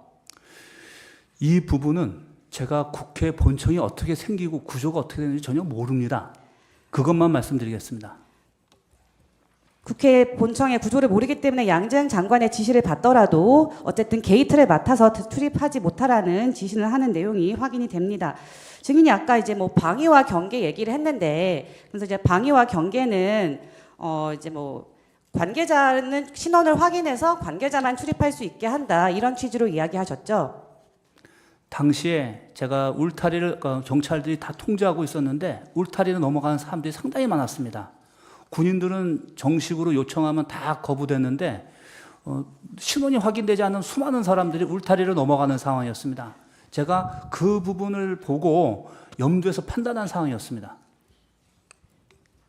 증인이 제일 먼저 도착한 김희규 그 3호 특임대 3지역 대장에게는 출입하는 모든 인원을 통제하라고 지시했죠. 그것도 좀 여기서는 답변 드리기가 제한됩니다. 방금 금사 경찰 단장에게도 게이트를 막으라는 지시를 했는데 그러면 증인이 김희규 소령이나 김창학 대령에게 방위 경계를 하면서 신원을 확인하고 국회의원은 출입시켜도 된다라는 지시를 한 적 있으십니까? 그 부분도 여기서 답변 드리는 게 좀 제한이 됩니다. 증인은 증인의 의도가 어떠했는지는 모르겠지만 증인이 담을 타고 들여보낸 수방사 병력들이 국회 본청 근처에 가 있을 때 대통령은 국회의원을 끌어내라는 지시를 증인에게 했죠. 그 부분도 답변 드리는 게 제한이 됩니다. 국회의원을 끌어내는 것은 국회를 방해하거나 경계하는 게 아니고 국회를 방해하라는 지시 아닙니까? 답변 드리지 않겠습니다. 아까 증인이 국회 출동이 이제 늦어진 사정과 관련된 이야기를 했는데 그러면서 계엄 전에 미리 출동을 준비시킨 적이 없다 이렇게 답변을 했습니다. 근데 일단 김영현 장관은 비상계엄 선포 전에 21시 48분경에 상황이 있으니 대기하라고 했죠. 그렇습니다. 그리고 증인도 대국민 담화 이전에 9시 50분경에 대테러 특수임무대대를 구성하는 제1경비단장, 조성현 단장, 또 군사경찰 특임대대 김창화 단장을 소집을 했죠. 무슨 일이 모르기 때문에 유일하게 제가 운용할 수 있는 예비대가 그 부대입니다. 그래서 미리 사전에 경고를 한 겁니다. 워닝을 줬습니다. 그런데 조성현 단장은 10시가 되기 전에 전진의 작전 과장에게 수호신 TF, 대테러 특임 대대 TF 소집 지시를 전달했죠. 그 부분은 제가 모르겠고 답변 드리기가 제한됩니다. 김영현 장관은 전군 주요 지휘관 회의할 때 회의를 마치기도 전에 수방사령관 출동하라고 지시했죠. 저보고 먼저 나가라고 얘기는 하셨습니다. 그리고 계엄 상황 중에 셀 수 없이 많이 전화를 해서 계속 왜 못 들어가냐고 독촉 전화도 했죠. 답변 드리지 않겠습니다. 이 시판 관련해서 아까 이제 철수 지시가 왔다, 비화폰으로 왔다라는 답을 하였는데 상황 개통으로 철수 지시가 왔다는 게 혹시 언제쯤으로 기억하십니까? 꼭 기억나지가 않고 하여튼 이것은 답변 드리기가 제한이 됩니다. 수방사 병력이 국회 본청 인근의 공터에 남아 있을 때 그 현장 병력들로부터 철수 건의가 왔고 증인이 그것을 승인하지 않았습니까? 그 부분은 사실입니다. 철수 지시는 그 이후에 왔습니까? 그 이후라고 저는 기억납니다.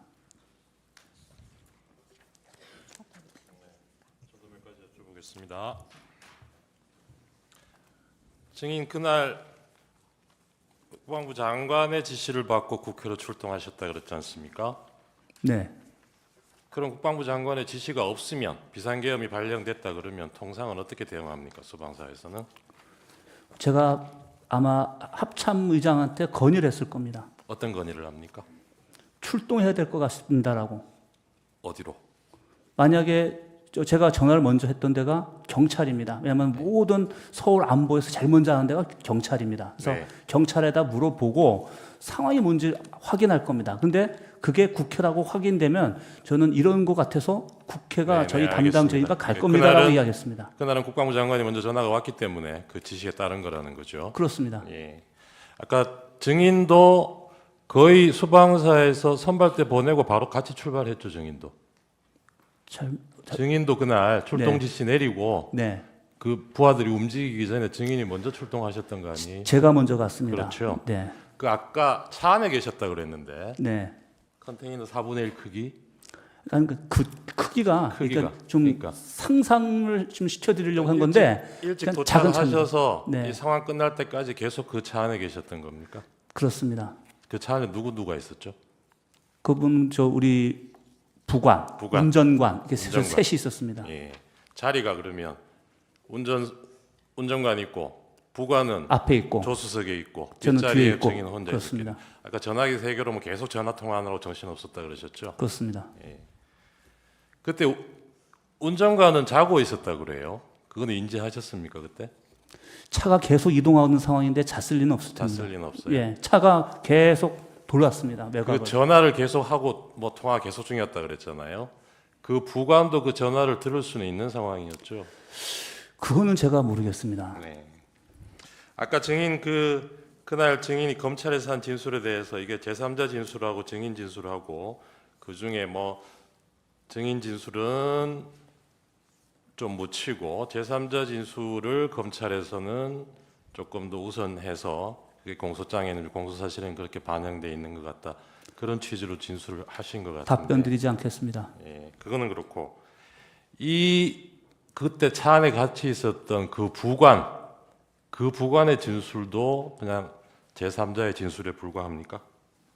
아니면 제가 잘 모르겠습니다. 그 진술은 증인이 보기에 믿을 만한 진술입니까? 일단은 제가 기억이 없는 가운데 네. 그 말을 듣고 제가 그거를 증언하면 위증이 될 수 있지 않습니까? 네, 네. 그런 입장에서 봐주셔야 될 거라고 생각합니다. 네, 알겠습니다. 아까 그 메모 보내주는 거 보면 그 증인이 뭐 이렇게 국회 해산 검색도 하고 그러셨잖아요. 그때 검색해 보니까 뭐라고 나오던가요? 그 부분에서는 여기서는 답변 드리지 않겠습니다. 반대신문 중에 아까 대리인께서 대통령이 전화 통화에서 이런 얘기하지 않았냐. 의원회관 쪽으로 쭉 가다 보면 경찰에 신분증 확인하고 관계자들을 들여보내주고 있을 거다. 거기 가서 경찰에 얘기하면 들어갈 수 있을 거다. 이렇게 얘기하지 않았냐고 물었는데 증인 답변을 안 하셨어요. 이 부분도. 네, 근데 원래 증언 거부할 수 있는 거는 네, 본인이 네, 유죄 판결 받을 수 있는 사실이 드러날 염려가 있을 경우에 안 할 수 있는 겁니다. 네. 근데 지금 이 내용은 만약에 대통령이 이런 얘기 했으면 대통령한테도 그렇고 증인한테도 그렇고 유리하면 유리하지 불리할 게 하나도 없는 얘기예요. 근데 이거 왜 답변을 안 하세요? 제가 정확하게 그걸 모르거나 기억이 안 나는데 이걸 얘기를 어떻게 해야 됩니까? 기억이 안 난다는 취지입니까? 네, 알겠습니다. 아까 증인 병력 투입 지시가 개헌법에 따른 적법한 지시라고 받아들였다 이런 취지로 얘기하셨어요. 그렇습니다. 처음에 출동 지시 받았을 때는 그럴 수도 있다고 생각합니다. 근데 네, 이 생각이 나중에 대통령하고 전화 통화하고 그 이후에도 이 생각이 유지가 됐어요. 계엄 상황 끝날 때까지 이 생각이 유지가 됐습니까? 상황 평가는 계속 이루어집니다. 군인들한테는. 그러니까요. 근데 네. 그 평가가 재평가되기 전에 상황이 종료가 됐습니다. 네. 굉장히 빠른 시간이 끝났기 때문에 재평가가 될 상황이 그 없었습니다. 중간에 이게 적법 여부에 대해서 의문을 가지는 순간이 한순간도 없었어요. 왜냐하면 병력이 외곽 대치선에 점령조차도 못했는데 네. 제 모든 관심은 병력이 배치돼서 그 배치 결과를 보고하고 예하 지휘관들이 이런 상황입니다. 어떡할까요? 라는 말을 들어야 되는데 도착을 안 했는데 어떻게 다음 거를 생각합니까? 그 당시의 상황에 대해서 증인하고 참모장하고 생각이 좀 다르지 않았던가요? 참모장은 제가 굉장히 신뢰하는 우리 제 장군 우리 전우인데 네. 굉장히 어떻게 보면은 좀 항상 저랑 의도적으로 반대 입장에서 레드 팀에서 항상 조언해주는 우리 후배입니다. 네. 그래서 제가 상당히 존중하는 후배고 그때 그날 참모장은 레드팀으로서 어떤 의견을 내던가요? 직접 먼저 가시는 게 맞겠습니까라는 얘기를 제가 들었던 것 같고 네. 그 다음에 몇 가지 조언을 한 것 같은데 다 기억나지는 않습니다. 그 처음에 출동할 때는 어떤 상황인지 잘 모르고 가셨다 했잖아요. 네, 근데 수방사가 보통 이런 비상사태 때 출동하는 것은 뭐 대테러 업무에 하기 위해서 가는 거 아닌가요? 대테러는 아주 일부입니다. 아 그런가요? 네, 근데- 제가 앞서 말씀드렸지 않습니까? 비상사태의 종류가 다양한 게 있는데 그 많은 것 중에 테러는 비상사태에 네네네. 들어가지 않습니다. 제가 네. 여쭤보겠습니다. 그럼 출동 지시 받을 때는 어떤 상황인지 잘 모르고 가셨는데 네. 국회 앞에 가서 보니까 거기서 차 안에서 지금 몇 시간 계셨다는 거잖아요. 보고 받으면서 네.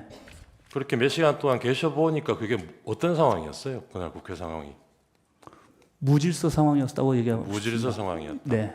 그거는 무질서 상황이기 때문에 군이 투입된 겁니까? 아니면 군이 가서 무질서 상황이 된 거예요? 제가 그 부분은 나중에 저희 재판 때는 제가 말씀드릴 수 있겠는데 여기서는 영향이 있을 것 같아서 말씀 안 드리겠습니다. 아까 처음에 6분 나세요. 6분 나세요. 예예. 그 서울경찰청장하고 통화하셨다 그랬습니까? 서울지방경찰청장 서울지방 예. 통화하셨다 그랬죠. 그래서 무슨 상황인지 물어보셨다 그랬죠. 네, 그 부분도 제가 좀 답변 못 드리는 게 좀 서로 이견이 아니 그러니까 다른 것 같아요. 증인 입장을 물어보는 겁니다. 증인이 하셨다는 얘기가. 답변 드리지 않겠습니다. 그때 서울경찰청장이 무슨 상황이라고 물어봤으니까 뭐 대답이 있었을 거 아니에요. 뭐라 그러던가요? 답변 드리지 않겠습니다. 증인이 잘 모르고 가셨다던 그 임무를 네, 이 계엄 상황 종료될 때까지도 결국 모르고 오신 거예요. 소방사가 여기 왜 왔는지. 저는 어떻게 보면은 결론적으로 부하들한테 제가 나중에 모아놓고 제 입장에 소감을 얘기해줬는데 네. 거기에다 담겨 있다고 생각합니다. 근데 네.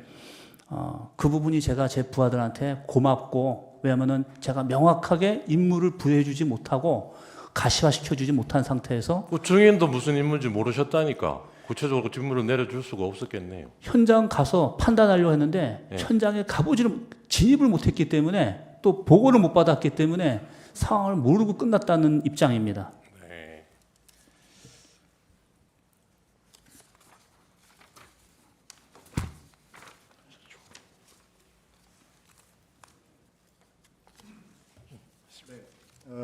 제가 질문 좀 드리겠습니다. 청구인 측 김진환 변호사입니다.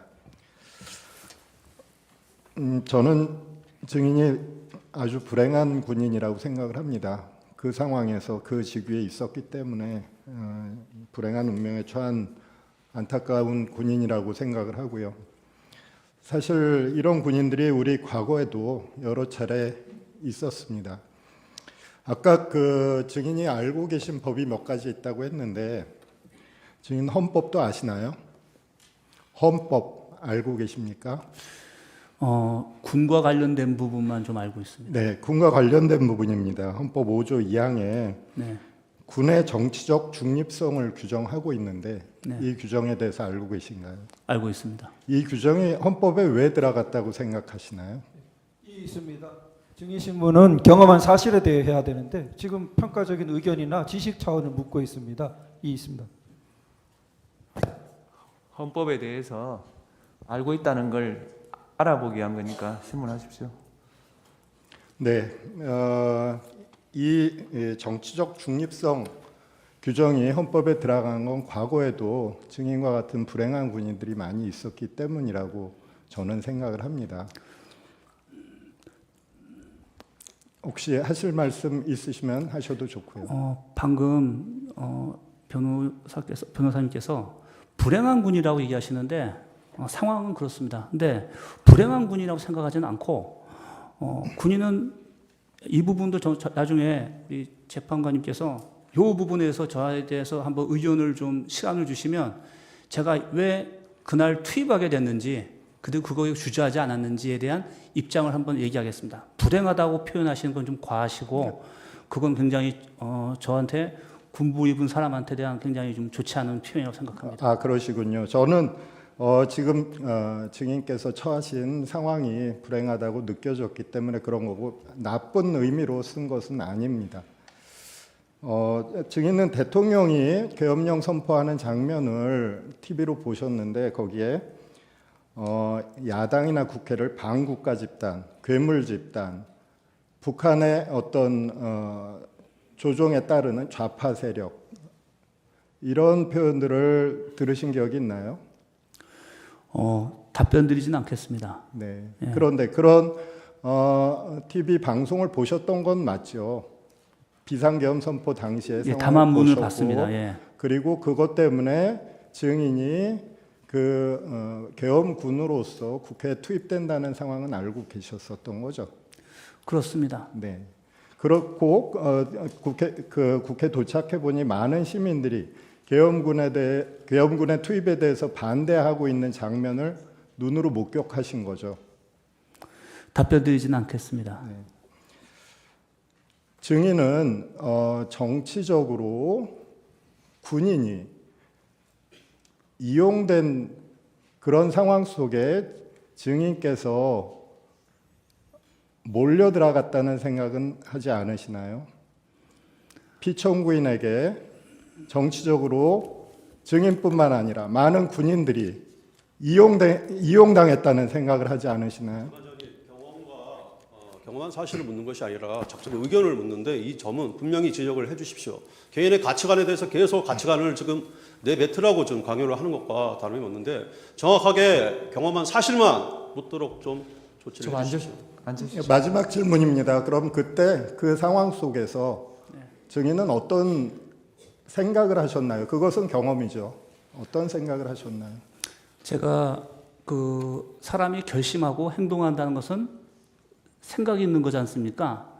그거에 대해서 말씀을 드리려면 좀 시간이 있어야 됩니다. 그래서 그 부분을 우리 제 시간을 다 드리겠습니다. 이제 그 부분은 말씀 한번 해주시죠.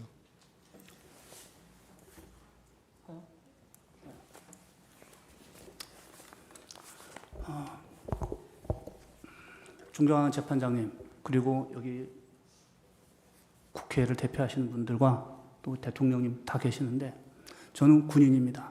근데 저는 군에 대해서 비전을 갖고 있었고 가지고 있고 그 다음에 저의 역할은 저를 통해서 다음 세대 그 다음에 우리 후배 장병들이 좋은 선례가 되고 모범이 되고 그들의 어떤 가치관이 정립되기를 바라는 목표로 살아왔습니다. 작년 1월 30일 날 수방사령관 되고 얼마 뒤에 어떤 사건에 대해서 제가 징계위원으로 참석하게 되었는데 그 사건이 저한테 상당히 영향을 많이 줬던 것 같습니다. 모두 다 아시는 건데 서해 민간 공무원 피살 사건에 대해서 그 관련되는 작전 책임 부대장에 대한 징계를 제가 하게 됐었습니다. 그 내용은 보안이고 비밀이기 때문에 내용은 말씀 안 드립니다. 결론적으로는 우리 대한민국 국민 한 사람이 죽었는데 결심하는 사람이 없었고 상황 평가하는 사람이 없었고 건의한 사람이 없었고 확인한 사람이 없었다는 걸 제가 알았습니다. 제가 군인으로서 지금까지 살아오고 또 삼성장군까지 돼가지고 제가 해야 할 일이 뭔가 하고 생각했을 때 그 잘못된 풍토를 바꿔야 되겠다라는 생각을 했습니다. 그것도 전 어떻게 보면 교만이라 생각하고 오만일 수 있습니다. 그 부분에 대해서 굉장히 결심을 했었습니다. 근데 2달 뒤에 우연치 않게 그런 비슷한 상황이 있었습니다. 3월 30일인가 서울 상공 북쪽에서 피하 식별이 되지 않는 UAV가 발견이 됐습니다. 우리 예하 방공부대의 TOD가 잡았는데 제가 그때 밖에서 전술 토의하고 있는 중이었습니다. 확인되지 않는 UAV가 와 있는데 이 위치와 거리, 방향상으로 봤을 때 2분 30초 아니면 대통령께서는 특정 지역으로 들어옵니다. 어떡할까요? 라고 연락이 왔습니다. 물론 제 밑에 제대의 지휘관들 다 있었지만 아무도 얘기 안 하고 저만 제 전화 통화에서 답을 듣고 싶어 했습니다. 교전하라 그랬습니다. 적출시키라 그랬고 제가 당시 곧바로 비화폰으로 합참의장님께 전화를 드렸습니다. 이런 제가 보고를 받았고 제가 정확하게 상황 파악은 안 돼서 영상 사진을 보내라서 제가 보니까 이건 UAV 맞습니다. 2분 뒤면 대통령 계신 쪽으로 날아옵니다. 교전하겠습니다. 라고 말씀을 드렸어요. 그때 장관님께서 우리 합참의장님께서 잠시만 대기해라. 이거 내가 다시 한번 확인하겠다. 하신 뒤에 한 2분 정도 뒤인가 저희 수방사에 통제하지 않고 보고하지 않은 아군 UAV였습니다. 그 2분 상황이었지만 격추시키라고 말할 때 저는 모든 걸 다 내놨습니다. 근데 제가 1월 30일 날 우리 전우를 징계를 해본 거 보면서 군인이 항상 영광이 아니라 어느 한순간은 사라질 수 있고 나갈 수 있겠다. 근데 어떤 모습이냐라고 생각했을 때 책임이라고 생각했습니다. 그리고 지난 12월 3일 국회로 출동하라고 했을 때 제가 가장 먼저 나가게 됐던 이유도 제가 책임지려면 제가 먼저 보고 판단해서 임무를 줘야 된다고 생각을 했는데 그 결과까지 가보진 못했지만 하여튼 결론적으로는 이렇게 됐고 제가 이 자리에 서게 됐습니다. 앞서 불행한 군인이라고 얘기하셨는데 그러면 안 불행한 군인이 무엇인지 제가 묻고 싶고 그러면 우리 대한민국 국민은 국민의 어떤 한 가지 사건에 어떤 위협에 대해서 확실하지 않은 위협 또 뭔지도 모르는 비상이 걸렸을 때 이거저거 다 따지면서 법적인 거 다 따지면서 나중에 합니까? 그건 제가 묻고 싶습니다. 그렇게 하는 게 그게 행복한 거 그게 아까 말씀하셨던 그 어떤 군인이라고 하셨죠? 그 불행한 그 행복한 군인인가? 그런 군인은 마무리 좀 해주세요. 예. 이상이고 다시 한번 제가 우리 재판 위에 계신 우리 헌법재판소 재판관님들께 제가 어떤 경우에 이 자리에 있던 것에 대해서 죄송스럽게 생각을 하고 저도 굉장히 반성을 합니다. 하지만 오늘 제가 한 진술은 제 공소 제기와 관련돼서 대부분 답변을 못 드렸습니다. 그러나 저의 재판에서는 군인답게 그다음에 담대하게 다 하나하나 오늘 하신 얘기들에서 어떤 그런 것들이 다 진술될 것이라고 약속드립니다. 이상입니다. 15분 제 반대 신문하십시오. 예. 역사 생도 생활을 하다 보면 우리 항상 신념을 갖고 살죠. 화량다에서 동작동까지 이런 군인에게 불행한 군인 이렇게 말을 하는 게 너무나 참담하고 안타깝습니다. 국회 경내에 2시간 만에 들어간 사람이 14명이었습니다. 14명. 당시에 증인이 봤을 때 국회 경내에 시민들이 얼마 정도나 있었습니까? 정확하게 제가 숫자는 셀 수가 없지만 대략적으로 차량이 지나가면 사람이 다칠 정도로 위험하다는 생각이 들 정도였습니다. 예, 증인이 보기에 상당히 많은 사람들이 국회 담을 넘거나 국회 경내 또는 국회 외곽에 있었죠. 그건 제 눈으로 목격했는데 예. 한 공간인데 예, 경찰들이 그 부분은 이제 제지는 못하더라고요. 예. 민간인이고 또 어떤 이유인지 몰라도. 근데 저희는 이제 정식으로 요청하니까 이제 제지를 당하는 상황이었습니다. 근데 꽤 많이 넘어가는 걸 봤습니다. 예. 14명밖에 없었는데 그 14명이 국회 안에 들어가 있는 국회의원 200여 명, 그 다음에 보좌관까지 합치면 또 수백 명, 또 안에 또 들어가 있는 시민들 담 넘어서 그 사람들 단 10명이라도 끌어낼 수 있습니까? 그건 말씀드리고 싶지 않습니다. 예.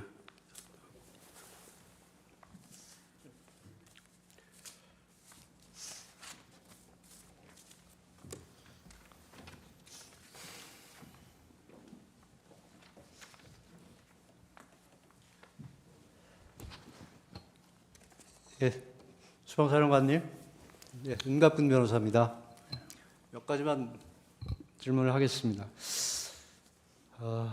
출동 당시에 임무를 정확히 받지를 못해서 김봉식 청장에게 전화한 사실이 있다고 하셨는데 맞죠? 그거는 제가 임무를 못 받아서가 아니라 그냥 훈련된 습성대로 한 거였습니다. 이제 정확히 그 당시에 국방부 장관이나 다른 분으로부터 구체적인 업무 지시를 받은 건 없는 건 사실이죠. 그랬기 때문인데 예. 그에 대해서는 답변드리지 않겠습니다.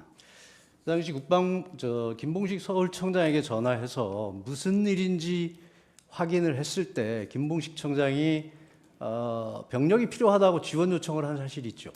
말씀드리고 답변드리지 않겠습니다. 아까 청구인의 질문 사항에 현장에 도착했을 때 상당히 무질서한 상황이라고 말씀을 하셨습니다. 그 부분은 제 주관적인 평가인데 예. 우리 경찰 전우들이 굉장히 힘들어했습니다. 그 시민들이 굉장히 많은 상태였고 진입을 시도하려고 하는 상황이고 오히려 우리 증인을 비롯한 수방사 군인들은 진입을 할 수 없는 상황에 있던 건 맞죠? 왜냐하면 기관과 기관이기 때문에 네. 협조와 통제해서 움직이다 보니까 절차 때문에 안 되는 것 같았고 시민들은 그냥 이제 임의대로 하는데 경찰 병력이 뜨문뜨문 있다 보니까 그게 상당히 제지하기가 어려웠던 것 같습니다. 그날 당시 진입을 못하는 상황에서 김봉식 서울청장에게 여러 번 전화한 사실은 있죠. 그거는 답변드리기가 제가 제한이 되는데 딱 한 가지였습니다. 이유는. 그리고 그 당시 현장에서 카니발 차량을 타고 계셨죠? 네. 아까 청구인의 질문 사항 중에서 운전관이 자고 있었냐고 했을 때 그럴 상황이 아니라고 말씀하셨고요. 차가 계속 움직여 있어야 되고 그 다음에 사람들이 옆에 다 있었기 때문에 그렇게 있을 수 있는 상황이 아니었습니다. 그런데 일부 조사한 결과를 보면 부관의 진술에는 운전관이 자고 있었다 이런 진술이 있습니다. 그러면 말이 안 되는 상황인 거네요. 아마 그는 저는 앞에 두 사람을 못 보니까 네. 순간 졸고 있는 건지는 잘 모르겠는데 제가 잘 모르겠습니다. 그리고 증인은 카니발 뒷좌석에 타고 있었고 그 부관은 앞좌석에 조수석에 타고 있었죠. 그렇습니다. 뒷좌석에서 카니발 뒷좌석에서 통화하는 내용이 카니발 조수석 앞쪽에서 자세히 들릴 수 있습니까? 그건 제가 모르겠습니다. 증인은 통상 통화를 할 때 볼륨을 제일 크게 놓고 하시나요? 그렇지는 않고 예. 세 개의 전화기가 계속 울리고 계속 왔기 때문에 저 스스로도 나중에 정리가 안 될 정도였기 때문에 아마 들리는 것보다는 굉장히 복잡하지 않았을까 생각이 듭니다. 그러니까 물리적으로 카니발 뒷좌석과 조수석에서는 통화 내용이 일부 단어가 한두 개씩 들릴 수 있을지는 몰라도 대화 내용 전체가 들린다는 것은 불가능한 걸로 보인다는 말씀을 드리는 겁니다. 아까 그 유도신문이 검찰에서 유도신문이 아니었냐는 질문에 유도신문은 아니고 검찰의 역할이었다는 말씀을 하셨습니다. 그런데 증인께서는 여러 차례 기억이 잘 나지 않으신다는 말씀을 하신 건 맞죠? 예, 저는 그 조사 중에 예. 다 기억이 안 나는 부분이다. 예. 그래서 계속 그건 일관되게 얘기했던 상황입니다. 그런데 유도신문이라는 게 뭐 적절한 개념인지는 모르겠지만 기억이 잘 나지 않는 부분들이 차츰 더 기억이 또렷해지는 것처럼 구체화돼가는 과정이 있습니다. 이것은 기억이 나지 않는 증인을 상대로 수사기관에서 자꾸 다른 사람의 진술이나 무슨 다른 상황을 가지고 환기를 시켜서 증인이 기억하지 못하는 부분을 증인이 경험한 사실처럼 유도한 것은 아닌지 생각이 되는데 어떻게 생각하십니까? 거기에 대해서는 답변 드리고 싶지 않습니다. 그리고 아까 청구인 측 질문 상황 중에서 증인께서 검찰에서 조사를 받는 과정에서 이의 제기한 부분을 얘기를 했는데 기재를 안 해준 부분이 있습니다 하고 했는데 우리 아까 피청구인 측 변호인이 질문했을 때 답변을 하지 않으셨습니다. 근데 아까 분명히 그런 답변을 하셨는데 그것은 맞죠? 그 부분이 예. 지금 그 증거 자료로 예. 인용이 되느냐 그 동의 과정이 지금 있습니다. 그래서 예. 저희 변호사랑 같이 상의해서 그런 것들을 동의 여부를 판단하는 상황이 지금 현재 진행 중입니다. 이제 그런 일이 있었는지를 묻는 게 아니라 아까 그런 발언을 하신 건 맞죠 여기서? 그 부분도 제가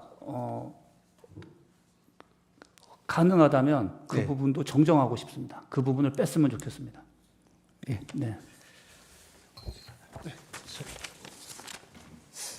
네, 이동찬 변호사입니다.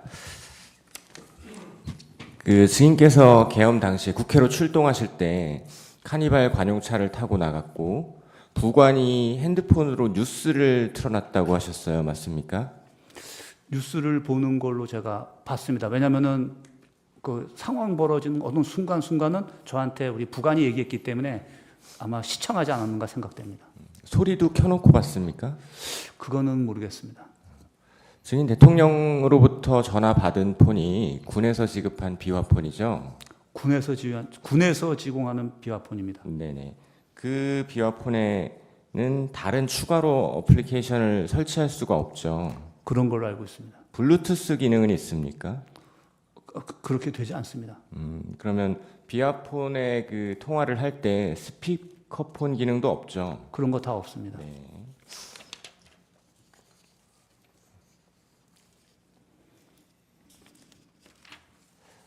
증인 대통령으로부터 전화가 와서 사람이 너무 많습니다. 못 들어가고 있습니다라고 할 때 그 국회 주변을 카니발 관용차로 돌고 있으셨죠? 나중에 우리 운전관한테 물어보니까 국회 지역 전체 외곽을 4바퀴 이상을 돌았다는 걸 알고 있습니다. 근데 사람이 많아서 거의 서행이었기 때문에 2시간 동안 4바퀴 이상을 뱅뱅 돌았다고 얘기 들었습니다. 네. 그러면 국회를 계속 그렇게 돌다가 안 되겠어서 여의도 방공진지에 주차하고 계셨죠? 네. 그 방공진지 도착하신 시각이 언제인지 기억나십니까?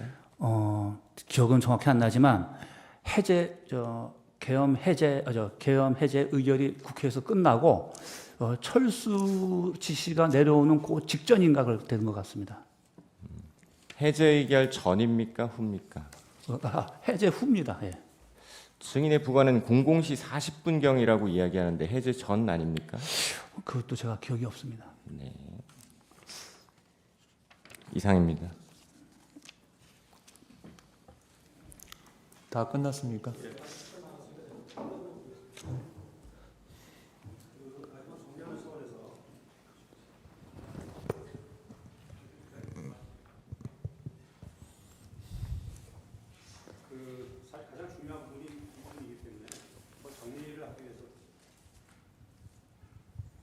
물어보는데요.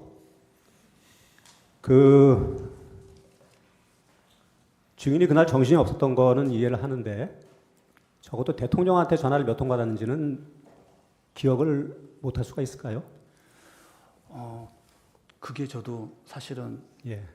저희 부관을 통해서 몇 번이라는 얘기를 부관을 통해서 알았습니다. 부관이 몇 번이라 그랬습니까? 부관이 3번이라고 이해한 것 같습니다. 근데 증인은 전혀 그걸 갖다 예, 느끼지 이게 연결된 못했고. 건지 끊어서 예. 들어온 건지 모를 정도였습니다. 그 대통령이 끌어서라도 끄집어내라 국회의원을. 그건 말씀 제가 답변 드리고 싶지 않습니다. 아니 근데 만약에 네. 그런 대통령이 만약에 지시를 했다는다면은 그건 굉장히 충격적인 지시이기 때문에 네. 기억이 안 날 수는 없겠죠. 그렇기 때문에 일부 예. 기억나는 게 있고, 예. 근데 그건 여기서 말씀드리진 않겠습니다.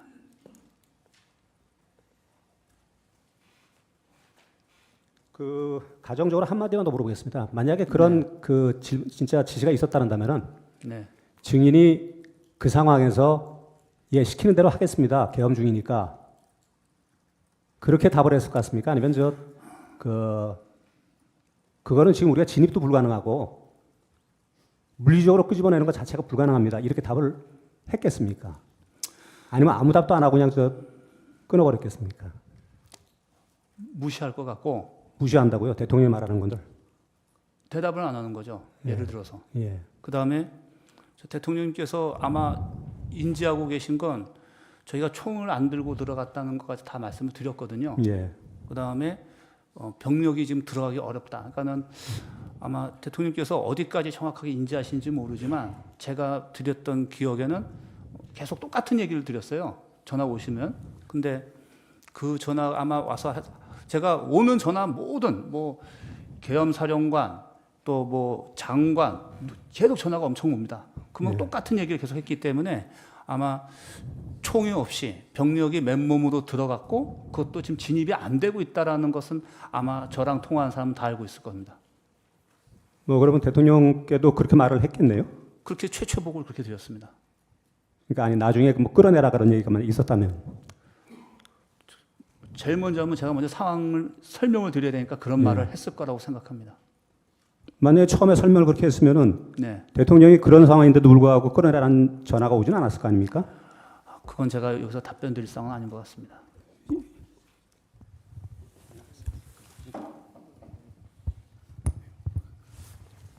마치겠습니다. 정영식 재판관님이 질문하시겠습니다. 예.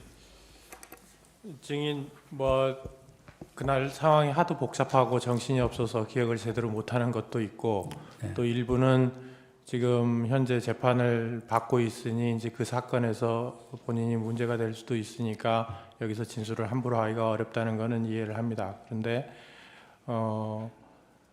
이 사건에서 얘기를 해도 예를 들자면 여기서 기억이 나는 것 중에 일부를 얘기를 한다고 그래서 그 부분이 진실이고 증인이 기억나는 대로만 진술했으면 그게 아무런 문제가 없어요. 다른 사건에서도 당연하겠죠. 그거는 여기서 거짓말을 얘기한다거나 혹시 복잡한 얘기를 하다 보면 말이 왜곡될 수 있으니까 그렇지만 그래서 제가 지금 계속 이제 아까 일부 대통령 전화 받으면서 답변한 내용을 일부 반대신문에서 답변을 하셨어요. 그런데 이제 나머지 부분에 대해서는 답변을 하지 않겠다고 하셨는데 이제 진술 상황이 굉장히 복잡하니까 그럴 수는 있습니다. 그래서 제가 묻는 거는 대통령하고 통화한 건 분명히 맞지 않습니까? 그죠? 그렇습니다. 예. 그러면 대통령하고 통화할 때 지금 상황에서 그때가 아니고요. 옛날에 어떻게 얘기했던 걸 다 떠나서 지금 상황에서 머릿속에 기억이 나는 단어들이 있습니까? 지금 있습니다. 상황에서 기억나는 단어들을 예. 말을 해줄 수가 있겠습니까? 여기서 그걸 답변드리기가 제한이 됩니다. 있기는 있는데 네, 그거를 답변하기는 곤란하겠다. 네. 예, 알겠습니다. 이상입니다.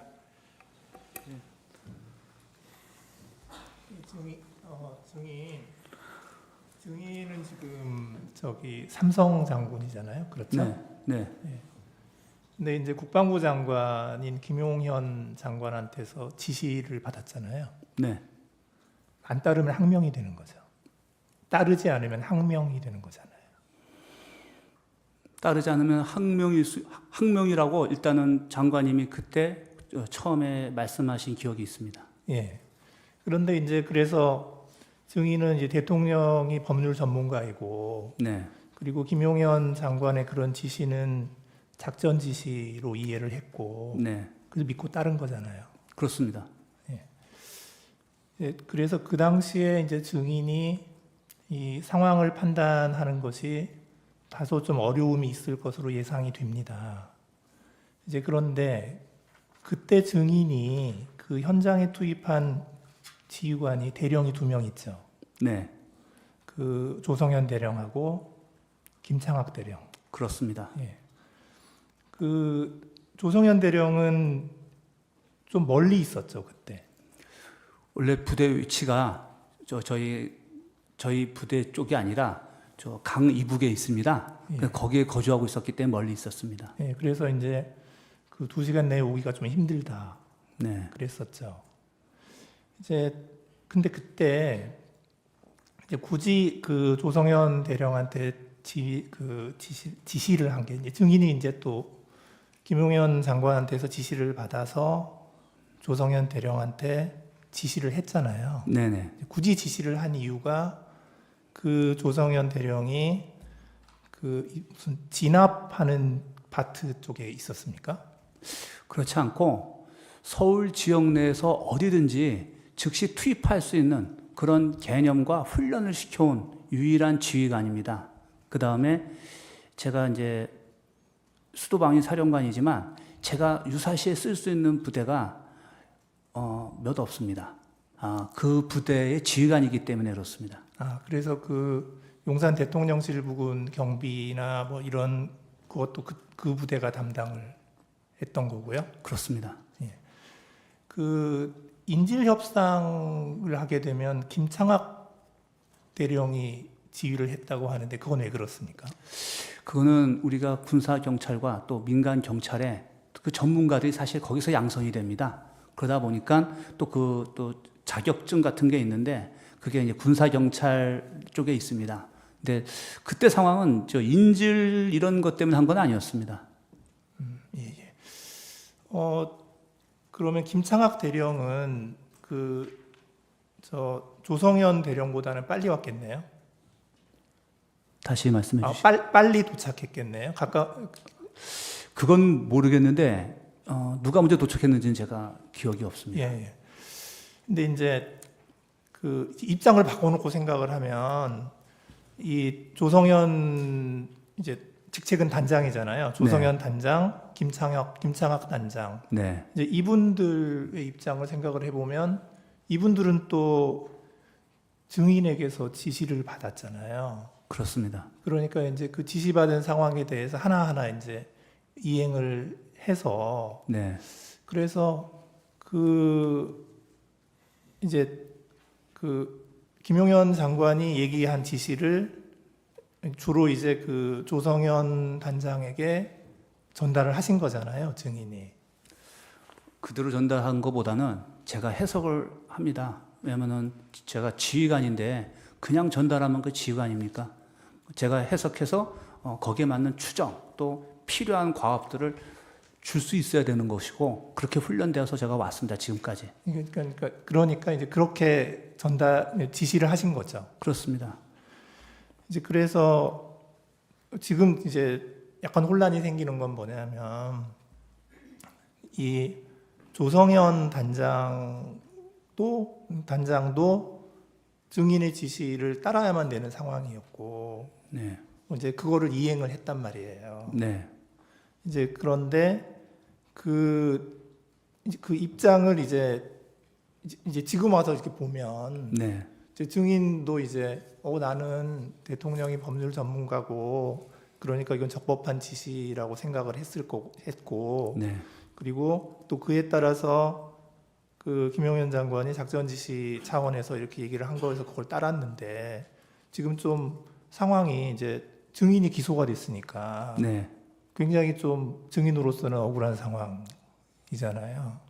저 말씀입니까? 네, 증인으로서는. 저는 책임져야 될 상황이고 우리 단장 2명은 제가 당시에 그래도 빨리 그 사람들을 생각한 거는 신뢰하고 있고 어떤 임무가 구체화되면 할 수 있는 사람이라 생각해서 판단해서 정한 건데 제 입장에서는 되게 미안하죠. 그렇죠. 네. 이제 그러니까 그 두 단장들도 사실 지금 입장이 굉장히 곤란할 것 같고 네. 그분들도 지금 조사를 받은 것 같아요. 예, 그래서 이제 결국 그 이제 증인의 재판 같은 데에서 이제 그 단장 두 명의 그 진술도 증거로 사용될 것 같고, 예, 그 입장은 똑같거든요. 지금은 대통령에 대한 탄핵 재판이지만 여기에서는 증인의 진술을 지금 증거로 쓰기 위해서 지금 오늘 증인으로 나오신 거거든요. 그래서 그러니까 이런 이제 군인으로서 이런 상황에서 이제 그 증인이 이제 이거를 많이 잘못했다 지금 이거를 따지는 것이 아니고 지금 여기는 지금 탄핵 재판이니까. 예.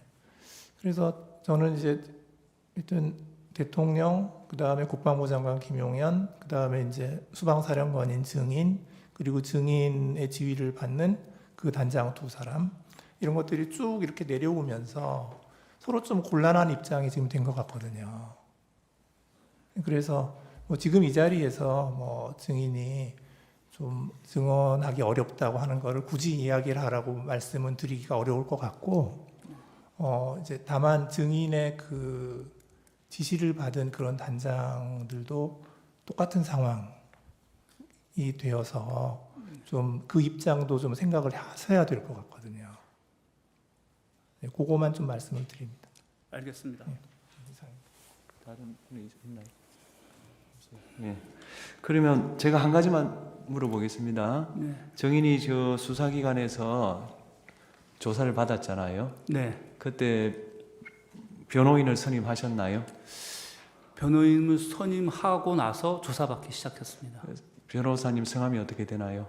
우리 김인원 변호사님을 포함해서 여러분이 있습니다. 그러면 이렇게 물어볼게요. 오늘 저 나오신 변호사님도 포함되나요? 그렇습니다. 대표십니다. 예. 오늘 나오신 분 성함이 무엇이든가요? 김인원 변호사님이십니다. 예, 정인 수고하셨고요. 예, 돌아가셔도 좋습니다. 네. 예.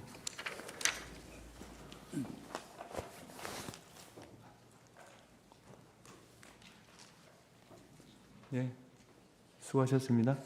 정인 신문 절차 종료에 관해서 의견 진술 기회를 드리기로 했으니까 그 청구인 측 소추위원 진술할 기회를 드리겠습니다.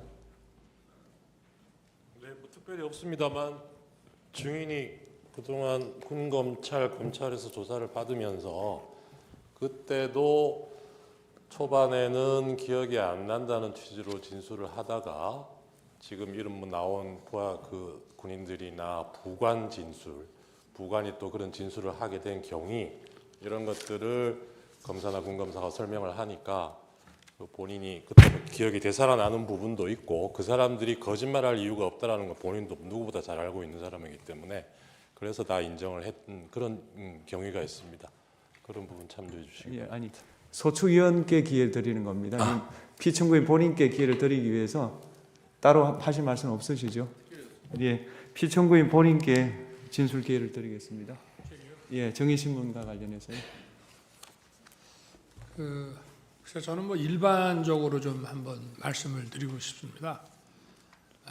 우리가 이제 어떤 탄핵 사건이 이런 다른 뭐 범죄 형사 사건하고는 조금 다릅니다만은 뭐 실제 어떤 일어난 일, 예를 들면 정치인들을 뭐 체포했다든지 또 누구를 끌어냈다든지 뭐 어떤 그런 비위 내지는 이런 어떤 일들이 실제 발생을 했고 또는 현실적으로 발생할 그 일을 할 만한 가능성이 굉장히 높을 때 이것이 어떤 경위로 이렇게 된 건지 누가 지시를 했고 뭐 이렇게 보통 수사나 재판에서 얘기가 되는데 이번 그 사건을 보면은 실제 아무런 일도 일어나지 않았는데 뭐 지시를 했니, 지시를 받았니, 뭐 이런 얘기들이 마치 그 어떤 호수 위에 떠 있는 달 그림자 같은 거를 쫓아가는 그런 느낌을 좀 많이 받았고요. 저도 국군 통수권자로서 우리 훌륭한 그 장군들의 그 진술에 대해서 뭐 이러니 저러니 제가 말을 섞고 이러고 싶지는 않습니다만은 아까도 전반적으로 나온 그런 얘기의 취지는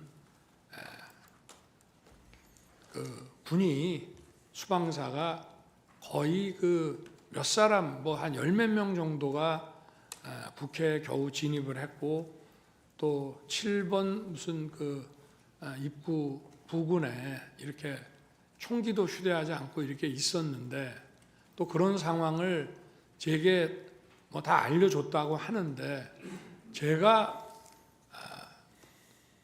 그 4인 뭐 1조로 해서 뭐 안에 사실 한 수천 명의 그 민간인들이 경내에 있었던 것으로 보여지고 또 의사당 그 본관에도 그게 7층짜리 건물인데 그 안에도 수백 명이 있었을 것이고 또 그 본관에 위치해서 질서 유지하라는 그 특전사 요원들도 이제 불 꺼진 쪽에 유리창을 깨고 들어갔다가 그 소화기 공격을 받고 또 다 나옵니다. 그런 상황에서 과연 처음에 뭐 14명, 나중에 이제 군 철수 지시하고 계엄 해제 나고 군 철수 지시가 이루어졌는데 그게 과연 상식적으로 가능한 얘기인지 물론 사람들마다 자기 기억이 다르기 때문에 제가 뭐 자기 기억에 따라서 얘기하는 거를 대통령으로서 뭐라 할 수는 없습니다만은 좀 상식에 근거해서 본다면은 아마 이 사안의 실체가 어떤 건지 잘 알 수 있지 않겠나 하는 말씀을 드리고 싶습니다. 네, 이상입니다. 예, 잘 들었습니다.